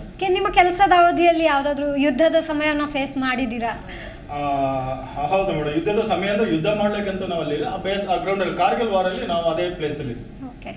ಓಕೆ, ನಾವು ಇಲ್ಲಿಂದ ನಮ್ದು ಏನು ಕೆಲಸ ಇದೆ ಆ ಕೆಲಸಗಳು ಮಾಡ್ಕೊಂಡು, ಬಟ್ ಆ ಟೈಮಲ್ಲಿ ಅಲ್ಲೇ ಇದ್ವಿ ಕಾರ್ಗಿಲ್ ವಾರಲ್ಲಿ. ಮತ್ತೆ ಅದನ್ನ ಹುಡುಗರಿಂದ ಮತ್ತೆ ಆಪರೇಷನ್ ಅದು ಇದು ಅಂತ ಏನೇನು ನಾವು ಇದು ಮಾಡ್ಬೇಕಂತ ಇದೆ ಅದನ್ನೆಲ್ಲ ನಮಗೆ ಕೊಟ್ಟಂತ ಟಾಸ್ಕ್ನ ನಾವು ಅಲ್ಲೂ ಮಾಡ್ತಾರೆ. ಹೌದು, ನಮಗೆ ಸ್ವಲ್ಪನಾದ್ರೂ ಆರ್ಮಿಯವರ ಬದುಕು ಹೇಗಿರುತ್ತೆ, ಕೆಲಸ ಹೇಗಿರುತ್ತೆ ಅನ್ನೋದು ಸಿನಿಮಾಗಳ ಮುಖಾಂತರ ನೋಡಿರ್ತೀವಿ. ಇವತ್ತು ನಾವು ರಿಯಲ್ ಆಗಿ ನಿಮ್ಮ ಜೊತೆ ಮಾತಾಡ್ತಾ ಇರೋದು ನನಗಂತೂ ಹೆಮ್ಮೆ ವಿಚಾರನೇ. ಏನು ಹೇಳ್ತೀರಾ ಸರ್, ಎಂತೆಂಥ ಸಂದರ್ಭ ಫೇಸ್ ಮಾಡಿದ್ದೀರಾ? ತುಂಬ ಹಾರಿಬಲ್ ಮೇಡಮ್ ಅಲ್ಲಿ ಆರ್ಮಿ ಲೈಫ್ ಅಂತ ಹೇಳಿದ್ರೆ. ಬಟ್ ನಾವು ಮಾಡಿದ್ದೀವಿ, ನಮ್ಗೆ ಅದೊಂದು ತೃಪ್ತಿ ಇದೆ. ನಾವು ದೇಶಕ್ಕೋಸ್ಕರ ಮಾಡಿದ್ವಿ ಕೆಲಸ, ಅದು ನಾವು ಒಂದು ಹೆಮ್ಮೆ ವಿಷಯನೇ. ಎರಡನೇದು ನಮಗೆ ಅಲ್ಲಿ ಆರ್ಮಿಯವರಿಗೆ ತುಂಬ ಥರವಾದ ಸ್ಟ್ರಗಲ್, ತುಂಬ ಥರವಾದ ಎಕ್ಸ್ಪೀರಿಯನ್ಸ್ ಆಗುತ್ತೆ ಅಲ್ಲಿ. ಬಟ್ ಅದು ನಮ್ಗೆ ಅದು ಯಾವುದೂ ಕಷ್ಟ ಅನ್ಸೋದಿಲ್ಲ. ಯಾಕಂತೇಳಿದ್ರೆ ನಮ್ದು ಒಂದೇ ಏಮ್ ಇರ್ತದೆ, ದೇಶ ಸೇವೆ. ಆ ದೇಶ ಸೇವೆಗೋಸ್ಕರ ನಾವು ಅದನ್ನ ಯಾವುದು ನಾವು ಹೇಳ್ಕೊಳಕ್ಕಾಗಲ್ಲ, ಬಿಟ್ಕೊಳಕ್ಕಾಗೋದಿಲ್ಲ. ಗುಂಡಿನ ಮಳೆ ನೋಡ್ತಾ ಇರ್ತೀರಾ, ಕಣ್ಣೆದ್ರಲ್ಲೇ ಜನ ನರಳೋದನ್ನ ನೋಡ್ತಿರ್ತೀರಾ, ನಿಮ್ಮ ಸಹೋದ್ಯೋಗಿಗಳು ಆ ತರ ಆಗೋದು. ಹೌದು, ಅದೆಲ್ಲ ಇದ್ದೇ ಇರ್ತದೆ. ಗುಂಡಿನ ಮಳೆ ಇದು ಅಂತ ಅದೆಲ್ಲ ನಮಗೆ ಟ್ರೈನಿಂಗ್ ಅಲ್ಲೇ ಬಂದ್ಬಿಟ್ಟಿರುತ್ತೆ ಇದೆಲ್ಲ ಕೆಲಸಗಳು. ಸೊ ಅದನ್ನ ನಾವು ಗುಂಡಿನ ಮಳೆ ಸುರಿತಿದೆ ಅಂತ ಹೇಳಿ ಒಬ್ಬ ಆರ್ಮಿಯನ್ನು ಎದುರು ಮಾಡೋದಿಲ್ಲ. ಒಂದು ಆರ್ಮಿ ಅಂತ ಹೇಳಿದ್ರೆ ಅವ್ನು ಮುಂದೆ ಹೋಗ್ತಾ ಇರೋದು ಅಷ್ಟೇ, ಹಿಂದೆ ನೋಡುವಂಥದ್ದು ಅವಶ್ಯಕತೆ ಇಲ್ಲ. ಅಂದ್ರೆ ನಾವು ಸಾಮಾನ್ಯ ಮನುಷ್ಯರಾಗಿ ಎಲ್ಲಾ ರೀತಿಯ ಫೀಲಿಂಗ್ಸ್ ಇರುತ್ತೆ. ನಮ್ಗೆ ಭಯ ಇರ್ಬೋದು, ಆತಂಕ ಇರ್ಬೋದು, ಮನೆಯವ್ರ ನೆನ್ಪಿರ್ಬೋದು. ಅಂದ್ರೆ ಎಲ್ಲಾ ಸೋಲ್ಜರ್ಸ್ ಹಾಗಾದ್ರೆ ಅಷ್ಟೇ ಗಟ್ಟಿ ಗುಂಡಿಗೆ ಇಟ್ಕೊಂಡೇ ಇರ್ಬೇಕಾ, ಅಥವಾ ಯಾವ್ದಾದ್ರು ಒಂದು ಸಂದರ್ಭದಲ್ಲಿ ವೀಕ್ ಅಂತ ಅಥವಾ ಹುಷಾರಿಲ್ದಂತ ಸಂದರ್ಭನೂ ಬರ್ಬೋದು. ಅಂತ ಸಂದರ್ಭದಲ್ಲಿ ಎಲ್ಲ ಹೇಗೆ ಮತ್ತೆ ಸದೃಢರಾಗಿ ನೀವು ಮುಂದೆ ಹೋಗ್ತೀವಿ? ಬರುತ್ತೆ ಮೇಡಮ್, ಅದು ಇರುತ್ತೆ. ಅದೇ ಹೇಳಿದ್ರು ಒಬ್ಬ ಸೋಲ್ಜರ್ ಅಂತ ಹೇಳಿದ್ರೆ ಅವನಿಗೆ ಇದು ಯಾವುದು ಕಾಣೋದೇ ಇಲ್ಲ. ಬಟ್ ಅವ್ನಿಗೆ ಯಾವುದೇ ಸ್ಥಿತಿಯಲ್ಲಿ ಇದನ್ನು ಅವ್ರಿಗೆ ಮೋಟಿವೇಶನ್ ಇಂಪಾರ್ಟೆಂಟ್ ಇದೆ. ಮೋಟಿವೇಶನ್ ಮಾಡೋಕ್ಕಂತಲೇ ಲೀಡರ್ ಇರ್ತಾರೆ, ಸೀನಿಯರ್ಸ್ ಇರ್ತಾರೆ.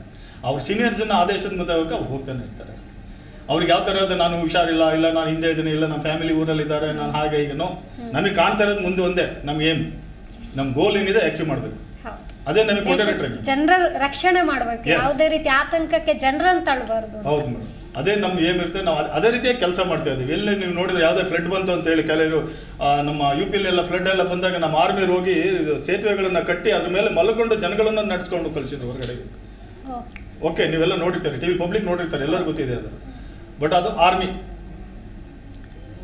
ಜನರನ್ನ ಅವ್ರ ಮೇಲೆ ನಡೆಸಿ ಹಗ್ಗದ ಸೇತುವೆ ಮಾಡಿ ರಿಷಿಕೇಶ್ ಹರಿದ್ವಾರ ಇದೆಲ್ಲ ಆಯ್ತಲ್ಲ ಮೇಡಮ್, ಇವಾಗ ಲಾಸ್ಟ್ ಅಲ್ಲಿ ಇದ್ದಾಗ ಹಗ್ಗದ ಸೇತುವೆ ಮಾಡಿ ಒಂದು ಎಂಡಿಂದ ಇನ್ನೊಂದು ಎಂಡಿಗೆ ಜನಗಳು ಹಗ್ಗದ ಸೇತುವೆ ಮೇಲೆ ಮಲ್ಕೊಂಡು ಜನಗಳ ಪಬ್ಲಿಕ್ನ ಅವ್ರ ಮೇಲೆ ಕಳಿಸಿದ್ರು. ಆರ್ಮಿ ನಮ್ಮ ಮೇಲೆ ನಡ್ಕೊಂಡು ಹೋಗಿ ಅಂತೇಳಿ, ಭಯ ಪಡಬಾರ್ದು ಮತ್ತೆ ಕೆಳಗೆ ಏನು ತೊಂದರೆ ಆಗಬಾರ್ದು ಅನ್ನೋದು, ಅದು ಆರ್ಮಿ. ಖಂಡಿತ. ಜೊತೆಗೆ ಶಂಕರ್ ಸರ್ ಏನಿದ್ದಾರೆ ನಮ್ಮ ಮುಂದೆ, ಅವರು ಕೇವಲ ಶಂಕರ್ ಅವರಲ್ಲ, ಅವರು ಸರ್ಜಿಕಲ್ ಸ್ಟ್ರೈಕ್ನ ಈ ಒಂದು ಯುದ್ಧ ನಾವು ಏನು ನೋಡಿದ್ವಿ ಅಥವಾ ಕೇಳ್ಪಟ್ವಿ, ಇದರ ಹೀರೋ. ಯಾಕಂದರೆ ಭಾರತ ಹಾಗೆ ಪಾಕಿಸ್ತಾನ ನಡುವೆ ನಡೆದಂತಹ ಈ ಸರ್ಜಿಕಲ್ ಸ್ಟ್ರೈಕ್, ಸೊ ಹೆಚ್ಚು ಅವ್ರು ನಮ್ಮ ಹತ್ರ ಇದರ ಸೀಕ್ರೆಟ್ ಆಗಿರ್ಬೋದು ಅಥವಾ ಅಲ್ಲಿ ಏನು ನಡೀತು ಅಂತ ಹೇಳೋದಕ್ಕಾಗೋದಿಲ್ಲ. ಆದರೂ ಹೇಗಿತ್ತು ಸರ್ ಆ ಎಕ್ಸ್ಪೀರಿಯನ್ಸ್, ಅಥವಾ ನಿಮ್ಮ ಈ ಸೈನಿಕ ಜೀವನ ಹೇಗಿತ್ತು? ಸೈನಿಕ ಜೀವನ ಹೇಳಬೇಕಾದ್ರೆ ನಾವು ಅದೊಂದು ಇದಂತ ಹೇಳಬೇಕಾಗುತ್ತೆ, ಒಂದು ಲೈಫ್ ಇದು ಒಳ್ಳೆಯ ಒಂದು ಟೈಮ್ ಅಂತ ಹೇಳೋಕ್ಕೆ ಇಷ್ಟಪಡ್ತೇನೆ. ಯಾಕೆಂದರೆ ಅದೊಂದು ಯಾವ ರೀತಿಯ ಜೋಶ್ ಮತ್ತು ನಮ್ಮ ಒಳ್ಳೆ ಇದರಿಂದಾಗಿ ನಾವು ಆ ಒಂದು ಅನುಭವ ನಮಗೆ ಸಿವಿಲ್ ಲೈಫಲ್ಲಿ ಯಾವಾಗಲೂ ಸಿಗೋದಿಲ್ಲ. ಯಾಕೆಂದ್ರೆ ಒಂದು ಅಲ್ಲಿ ಅನುಭವ ಆಗಲಿ, ಅಲ್ಲಿ ಒಂದು ಕಷ್ಟ ಇರಲ್ಲ, ತುಂಬ ಕಷ್ಟ ಇರುತ್ತೆ. ಆ ಕಷ್ಟಪಟ್ಟು ನಮಗೆ ಆ ಪ್ರತಿಫಲ ಸಿಗಬೇಕಾದ್ರೆ ತುಂಬ ಖುಷಿ ಆಗುತ್ತೆ. ಅಂದರೆ ಯಾವುದೇ ಆಪ್ರೇಷನ್ ಸಕ್ಸಸ್ ಆಗುತ್ತೆ ಅಂಥ ಸಮಯದಲ್ಲಿ ಆಗುವಂಥ ಆ ಕಷ್ಟ ಎಲ್ಲ ಮರೆತು ಹೋಗಿರುತ್ತೆ. ಅದು ತುಂಬಾ ಖುಷಿ ಆಗುತ್ತೆ. ನಮ್ಮ ಒಂದು 18 years ಸರ್ವೀಸಲ್ಲೇ ಒಂದು 15 years ಬಂದು ಜಮ್ಮು ಕಾಶ್ಮೀರದಲ್ಲಿ ನಮ್ಮ ಸರ್ವೀಸನ್ನು ಅರ್ಧ ಲೈಫಲ್ಲೇ ನಾವು ಇದು ಮಾಡಿದ್ದೀವಿ, ಸಫರ್ ಮಾಡಿದ್ದೀವಿ ಅಂತ ಹೇಳ್ಬೋದು. ಯಾಕೆಂದರೆ ಎಲ್ಲರಿಗೂ ಜಮ್ಮು ಕಾಶ್ಮೀರ ಒಂಥರ ಜಮ್ಮು ಕಾಶ್ಮೀರ ಕೇಳಿದ ಒಂಥರ ಭಯದ. ನಮಗೆ ಆ ಜಮ್ಮು ಕಾಶ್ಮೀರ ಅನ್ನೋದು ಒಳ್ಳೆ ಪ್ಲೇಸ್ ಅಂತ ಆಗುತ್ತೆ ನಮ್ಮ ಸರ್ವೀಸಿಗೆ. ಯಾಕೆಂದರೆ ಅಲ್ಲಿ ಅಷ್ಟು ಭಯದ ವಾತಾವರಣ ಇರುತ್ತೆ. ಬಟ್ ಅಲ್ಲಿ ಸರ್ವೀಸ್ ಮಾಡಲಿಕ್ಕೆ ಯಾಕೆಂದರೆ ನಾವು ಪ್ಯಾರಾಯೂನಿಟಿಯಿಂದ ಇರಬೇಕಾದ್ರೆ ಅಲ್ಲಿ ಯಾವುದೇ ಕೌಂಟರ್ ಇಂಜೆಕ್ಷನ್ ಆಪ್ರೇಷನ್ ಆಗಲಿ, ಸ್ಪೆಷಲ್ ಆಪ್ರೇಷನ್ ಆಗಲಿ, ಮತ್ತು ಯಾವುದೇ ಒಂದು ಆಪ್ರೇಷನ್ಸ್ ಅಂದರೆ ಟೀಮ್ ವರ್ಕ್ ಇರುತ್ತೆ. ಆ ಟೀಮ್ ವರ್ಕ್ ಮಾಡಬೇಕಾದ್ರೆ ತುಂಬ ನಮಗೆ ಖುಷಿ ಕೊಡುತ್ತೆ, ತುಂಬ ಇದಾಗಿರುತ್ತೆ ಅಂತ ಹೇಳ್ಬೋದು. ಕಡೆದಾಗಿ ನೀವು ಹಾಗಿದ್ದು ಹೋರಾಡಿದ ಯುದ್ಧ ಅಂದರೆ surgical strike operation, special operation ನಮಗೆ ತುಂಬಾ ಇರುತ್ತೆ. ಯಾವುದೇ ಇದಾಗಲಿ ಅಂದರೆ ಎಲ್ಲ ಸೋಲ್ಜರ್ಗೆ ಎಲ್ಲರಿಗೂ ಒಂದೊಂದು ಇದರಲ್ಲಿ ಅವಕಾಶ ಸಿಗುತ್ತೆ. ಎಲ್ಲರಿಗೂ ಒಂದೊಂದು ರೀತಿಯ ಅವಕಾಶ, ನನಗೆ ಆಗಲಿ ಸರ್ ಆಗಲಿ ಅವರಿಗೆ ಆಗಲಿ ಡಿಫ್ರೆಂಟ್ ಆಗಿರುತ್ತೆ. ಅವರಿಗೆ ಚಾನ್ಸ್ ಸಿಗುತ್ತೆ. ಅದನ್ನು ನಾವು ಆ ಚಾನ್ಸ್ ಸಿಗೋದು ನಮಗೆ ನಾವು ಇದು ಮಾಡಿದಾಗ ನಮಗೆ ಒಂದು ಒಳ್ಳೆ ಇದಾಗುತ್ತೆ ಅಂತ ಹೇಳ್ಬೋದು. ಸೊ ಸರ್ಜಿಕಲ್ ಸ್ಟ್ರೈಕ್ ಬಗ್ಗೆ ಏನು ಹೇಳಕ್ಕೆ ಇಷ್ಟ? ಅದರ ಬಗ್ಗೆ ನಾನು ನಿಜವಾಗ್ಲೂ ನೀವು ಕೇಳ್ತಿದ್ರೆ ನಾವು ಹೇಳೋಕ್ಕೆ ಇಷ್ಟಪಡಲ್ಲ. ಅದೊಂದು ಲೈಫ್ ಇದೊಂದು ಒಳ್ಳೆಯ ಭಾಗ ಅಂತ ಹೇಳ್ಬೋದು. ಯಾಕೆಂದರೆ ಕೆಲವು ನಿಮಗೆ ಆಪ್ರೇಷನನ್ನು ಮೀಡಿಯಾದವರಾಗಲಿ ಪಬ್ಲಿಕಲ್ಲಿ ಇದು ದೊಡ್ಡ ಸೀನಾಗಿ ತೋರಿಸ್ತಾರೆ. ಕೆಲವು ಅಂತಹ ಸರ್ಜಿಕಲ್ ಸ್ಟ್ರೈಕ್ ಅಂತ ಹೇಳುವಂಥದ್ದು ತುಂಬ ನಡೆದು ಹೋಗಿರುತ್ತೆ, ಬಟ್ ಯಾರಿಗೂ ತೋರಿಸಿರಲ್ಲ ಅದು. ಯಾಕೆಂದರೆ ಕೆಲವು ಸನ್ನಿವೇಶಗಳು ಬರುತ್ತೆ ಅದು, ಬಟ್ ಅದು ಪಬ್ಲಿಕ್ ಆಗಿಲ್ಲ. ಯಾಕೆಂದರೆ ನಮ್ಮಂಥ ಎಷ್ಟು ಸೋಲ್ಜರ್ ಮಾಡಿ ಆ ಸಕ್ಸಸ್ ಆಗಿ ಕೆಲವು ಜನ ತನ್ನ ಜೀವವನ್ನು ಅರ್ಪಿಸಿರ್ತಾರೆ. ಅಂಥವ್ರನ್ನ ಕೂಡ ಹುಡುಕಿ ನೀವು ತೆಗಿಬೇಕು, ಅಂಥವ್ರನ್ನ ಕೂಡ ನೀವು ಇದು ಮಾಡಬೇಕು. ಯಾಕೆಂದರೆ ನಾವೊಂದು ಅದು ಆ ಟೈಮಲ್ಲಿ ದೊಡ್ಡ ಹೆಸರು ಬಂತು ಅದಕ್ಕೆ. ಯಾಕೆಂದರೆ ಆ ಥರ ಸಿಚುವೇಶನ್ ಆಯಿತು.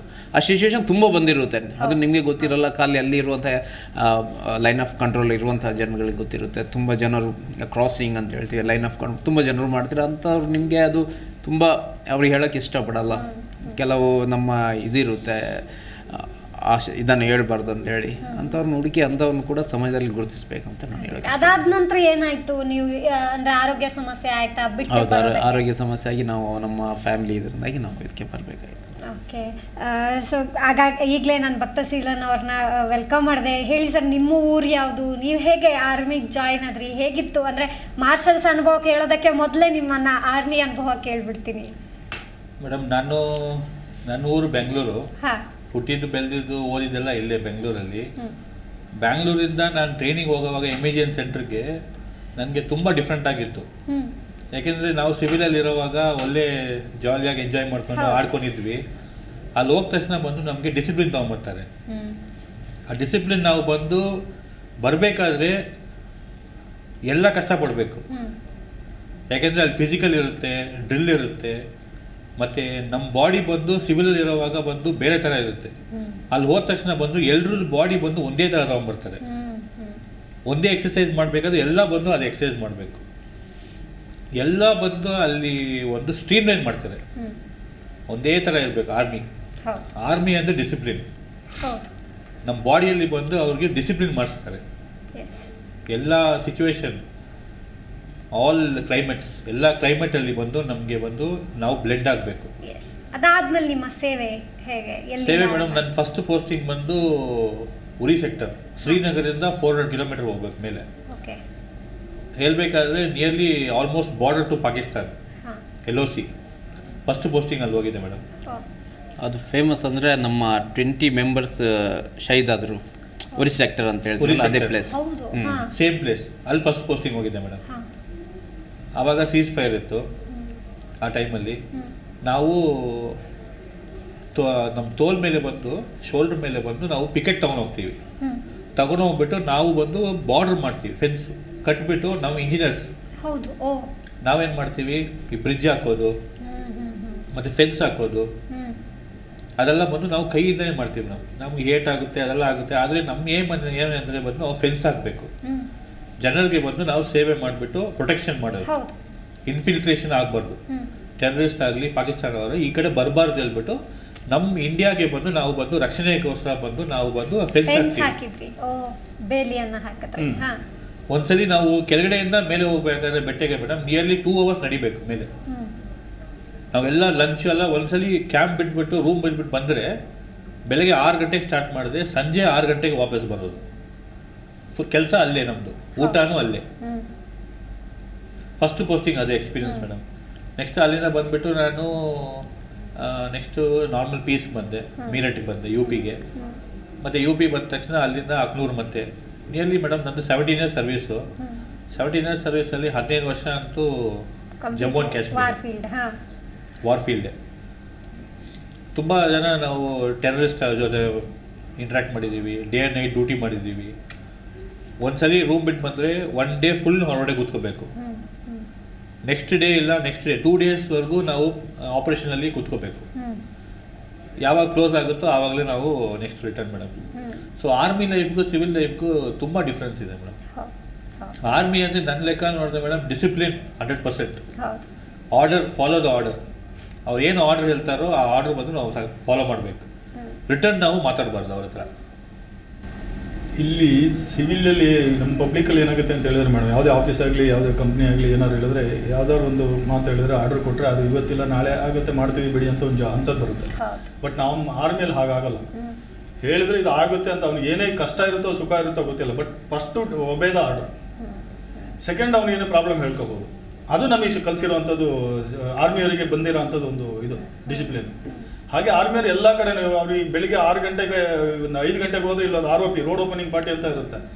ಐಸಲ್ಲಿ ಅದು ಇಲ್ಲಿ ಕಾಸಗಡೆ ಓಪನ್ ಆಗಿ ನೀವು ಕಾಶ್ಮೀರದ ಮೇಲೆಲ್ಲ ನೋಡಿದ್ರೆ ಇದನ್ನು ಮಾಡ್ತಾ ಇರ್ತಾರೆ, ನೋಡಿರ್ಬೋದು. ಸರ್ಚಿಂಗ್ ಮಾಡಿಕೊಂಡು ರೋಡಲ್ಲಿ ಎಲ್ಲ ಬರ್ತಾ ಇರ್ತಾರೆ. ಈಗ ID ಅದು ಇದು ಬ್ಲಾಸ್ಟ್ ಆಗುತ್ತೆ ಅಂತೇಳಿ. ಸೊ ಆವಾಗ 6 ಗಂಟೆಗೆ ಹೋದ್ರೆ ಅವ್ರು ಐಸು ಬೆಳಿಗ್ಗೆಯಿಂದ ಸಂಜೆವರೆಗೂ, ಮಧ್ಯಾಹ್ನ ಸಂಜೆವರೆಗೂ ಹಾಕಿದ್ದ ಆ ಬೂಟು, ಸ್ನೋ ಬೂಟಲ್ಲಿ ಆ ಕೋಟು ಇದನ್ನು ಹಾಕ್ಕೊಂಡು, ಸ್ನೋ ಗೋಗಲ್ಸ್ ಎಲ್ಲ ಹಾಕ್ಕೊಂಡು ಅಲ್ಲೇ ಇರಬೇಕು. ಅದು ಆರ್ಮಿ ಡ್ಯೂಟಿ. ಈಗ ಅದನ್ನೇ ಒಬ್ಬ ಸಿವಿಲ್ ಕಂಪನಿ 8 ಅವರ್ ಡ್ಯೂಟಿ ಮಾಡಿ ಅಂತ ಹೇಳಿ ನೀವು ಮಾಡಿದ್ರೆ ಅವ್ರು ಯಾರು ನಾನು ಇಲ್ಲಿ 8 ಅವರ್ ಇದ್ದೀನಿ ಮತ್ತೆ ಮುಂದೆ ಮಾಡೋಲ್ಲ ಅಂತ. ಖಂಡಿತ. ಓಕೆನಾ? ಸೊ ಆರ್ಮಿ ಅಂತ ಹೇಳಿದ್ರೆ ಅದು ಯಾವುದು ಒಂದು ಕೆಲಸ ಅಲ್ಲ ನಮಗೆ ನಿಯೋಜಿತ ಇರಲ್ಲ, ನಮ್ಗೆ ಎಲ್ಲ ಕೆಲಸಕ್ಕೂ ನಾವು ರೆಡಿ ಆಗಿರ್ತೀವಿ, ಅದೇ ಒಂದು ಆರ್ಮಿ. ಖಂಡಿತ ಇದೇ ನಮ್ಮ ಬೆಂಗಳೂರಿಗೂ ಪ್ಲಸ್ ಪಾಯಿಂಟ್ ಆಗಿರುವಂಥದ್ದು. ಅಂದರೆ ಯಾವುದೇ ರೀತಿ ಸಮಯ ನೋಡದೆ ಅಥವಾ ಡೆಡ್ಲೈನ್ ಈಗ ಇವತ್ತಿನ ಕೆಲಸ ಮುಗೀತು ಅಂತ ನೋಡದೆ ಅಥವಾ ಇದರಿಂದ ನಮ್ಮ ಕೈಯಿಂದ ಹಣ ಹೋಗ್ತಿದೆ ಅನ್ನೋದನ್ನು ಕೂಡ ನೋಡಿದೆ. ಈಗ ನಗರಕ್ಕೆ ಯಾರೋ ರಾಷ್ಟ್ರಪತಿ ಬರ್ತಿದ್ದಾರೆ, ಪ್ರಧಾನಿ ಬರ್ತಿದ್ದಾರೆ ಅಂದರೆ ಮತ್ತೆ ಮಾರ್ಷಲ್ಸ್ ಸೇವೆ ಅಗತ್ಯ ಬೀಳುತ್ತೆ BBMPಗೆ. ಆ ರಸ್ತೆ ಪೂರ್ತಿ ಸ್ವಚ್ಛತೆ ಇರ್ಬೋದು, ಸುರಕ್ಷತೆ ಇರ್ಬೋದು, ಇವರ ಸ್ವಂತ ವೆಹಿಕಲಲ್ಲೇ ಹೋಗ್ಕೊಂಡು ಕೆಲಸ ಮಾಡಿದ ಉದಾಹರಣೆ ಕೂಡ ಇದೆ. ಜೊತೆಗೆ ಕೋವಿಡ್ ಸಮಯದಲ್ಲಿ ಹೇಳ್ತಿದ್ರಿ ಕೇವಲ ಮಾಸ್ಕ್ ಫೈನ್ಗೆ ಅಷ್ಟೇ ನಾವು ನೋಡಿರ್ಬೋದು ಮಾರ್ಷಲ್ಸ್ನ. ಇದಲ್ಲದೆ ಕೋವಿಡ್ ಆಸ್ಪತ್ರೆಗಳಲ್ಲಿರ್ಬೋದು, ಕೋವಿಡ್ ಕೇರ್ ಸೆಂಟರ್ಗಳಲ್ಲಿರ್ಬೋದು, ಕಡೆಗೆ ಶವಾಗಾರ ಹಾಗೆ ಸ್ಮಶಾನಗಳಲ್ಲಿ ಕೂಡ ಕೆಲಸ ಮಾಡಿದ್ದಾರೆ. ಅಲ್ಲಿ ಅವ್ರನ್ನ ಕನ್ವಿನ್ಸ್ ಮಾಡೋದಕ್ಕೆ, ಅವರಲ್ಲೂ ಶಿಸ್ತಿಂದ ಇರಿ ವರ್ತನೆ ಮಾಡೋದಕ್ಕೆ ಕೂಡ ನೀವು ಸಹಾಯ ಮಾಡಿದ್ದೀರಾ. Exactly correct madam. ಇದು ಮಾಸ್ಕ್ ಫೈನ್ ಅಂತ ಬಂದಾಗ ಮಾಸ್ಕಲ್ಲಿ ಸ್ವಲ್ಪ ಆವಾಗ ಪಬ್ಲಿಕ್ ಸ್ವಲ್ಪ ಮಾಸ್ಕ್ ಇಂದ ಫೈನ್ ಹಾಕೋದ್ರೆ ಯಾರು ಈಗ 100 ರೂಪಾಯಿ 200 ರೂಪಾಯಿ ಕೊಡೋದು ಅಂತ ಹೇಳಿದ್ರೆ ಎಲ್ಲರಿಗೂ ಕಷ್ಟನೇ, ಯಾರು ಕೊಡಲ್ಲ. ಬಟ್ ಅದಕ್ಕೆ ಕಾರಣ ಇದೆ ಮೇಡಮ್. ರೀಸನ್ ಏನು ಅಂತ ಹೇಳಿದ್ರೆ ಒಬ್ಬ ಪಬ್ಲಿಕ್ ಒಬ್ಬ ಪ್ರಜೆಗೆ 100, 200, 250 ರೂಪಾಯಿ ನಾವು ಫೈನ್ ಮಾಡ್ತಾ ಇದೀವಿ ಅಂತ ಹೇಳಿದ್ರೆ ಅದು ವಿತ್ ಡಿಜಿಟಲ್ ಬಿಲ್. ಅದು ಎರಡದು ಯಾವ್ದು ಮ್ಯಾನ್ಯುವಲ್ ಬಿಲ್ ಇಲ್ಲ. ಸೊ ಅದು ಕ್ಲಿಯರ್. ಜೊತೆಗೆ ಮೊದಲೇ ಆರ್ಮಿಯವರಾಗಿರೋದ್ರಿಂದ ಬೇರೆ ಯಾವುದೇ ರೀತಿಯ ಅದನ್ನ ಹೊರತಾದ ಉದ್ದೇಶ ಅಂತ ಖಂಡಿತ ಹೌದು. ಅದನ್ನ ಫೈನ್ ಹಾಕೋ ಜೊತೆಗೆ ನಮಗೆ ಫೈನ್ ಇದೆ ಏನೂ ಅಲ್ಲ, ಫೈನ್ ಅದಕ್ಕೆ ಆಗ್ತಾ ಇದ್ವಿ. ಯಾಕೆ ಅಂತ ಹೇಳಿದ್ರೆ ಅವ್ರಿಗೊಂದು ಅವೇರ್ನೆಸ್ ಬಂದು ಒಂದು ಪೇಷಂಟ್ ಇಂದ 10 ಜನಿಗೆ ಅದನ್ನು ಹರಡದಂತೆ ತಡೆಗಟ್ಟಲಿ ಅನ್ನೋದೇ BBMP ಉದ್ದೇಶ, ಸರ್ಕಾರದ ಉದ್ದೇಶ, ನಮ್ಮ ಮಾರ್ಚಲ್ಲಿ ಏನು. ಭಕ್ತ ಅವರೇ, ನೀವು ಕೂಡ ವರ್ಕ್ ಮಾಡಿದ್ದೀರಾ ಫೀಲ್ಡಲ್ಲಿ.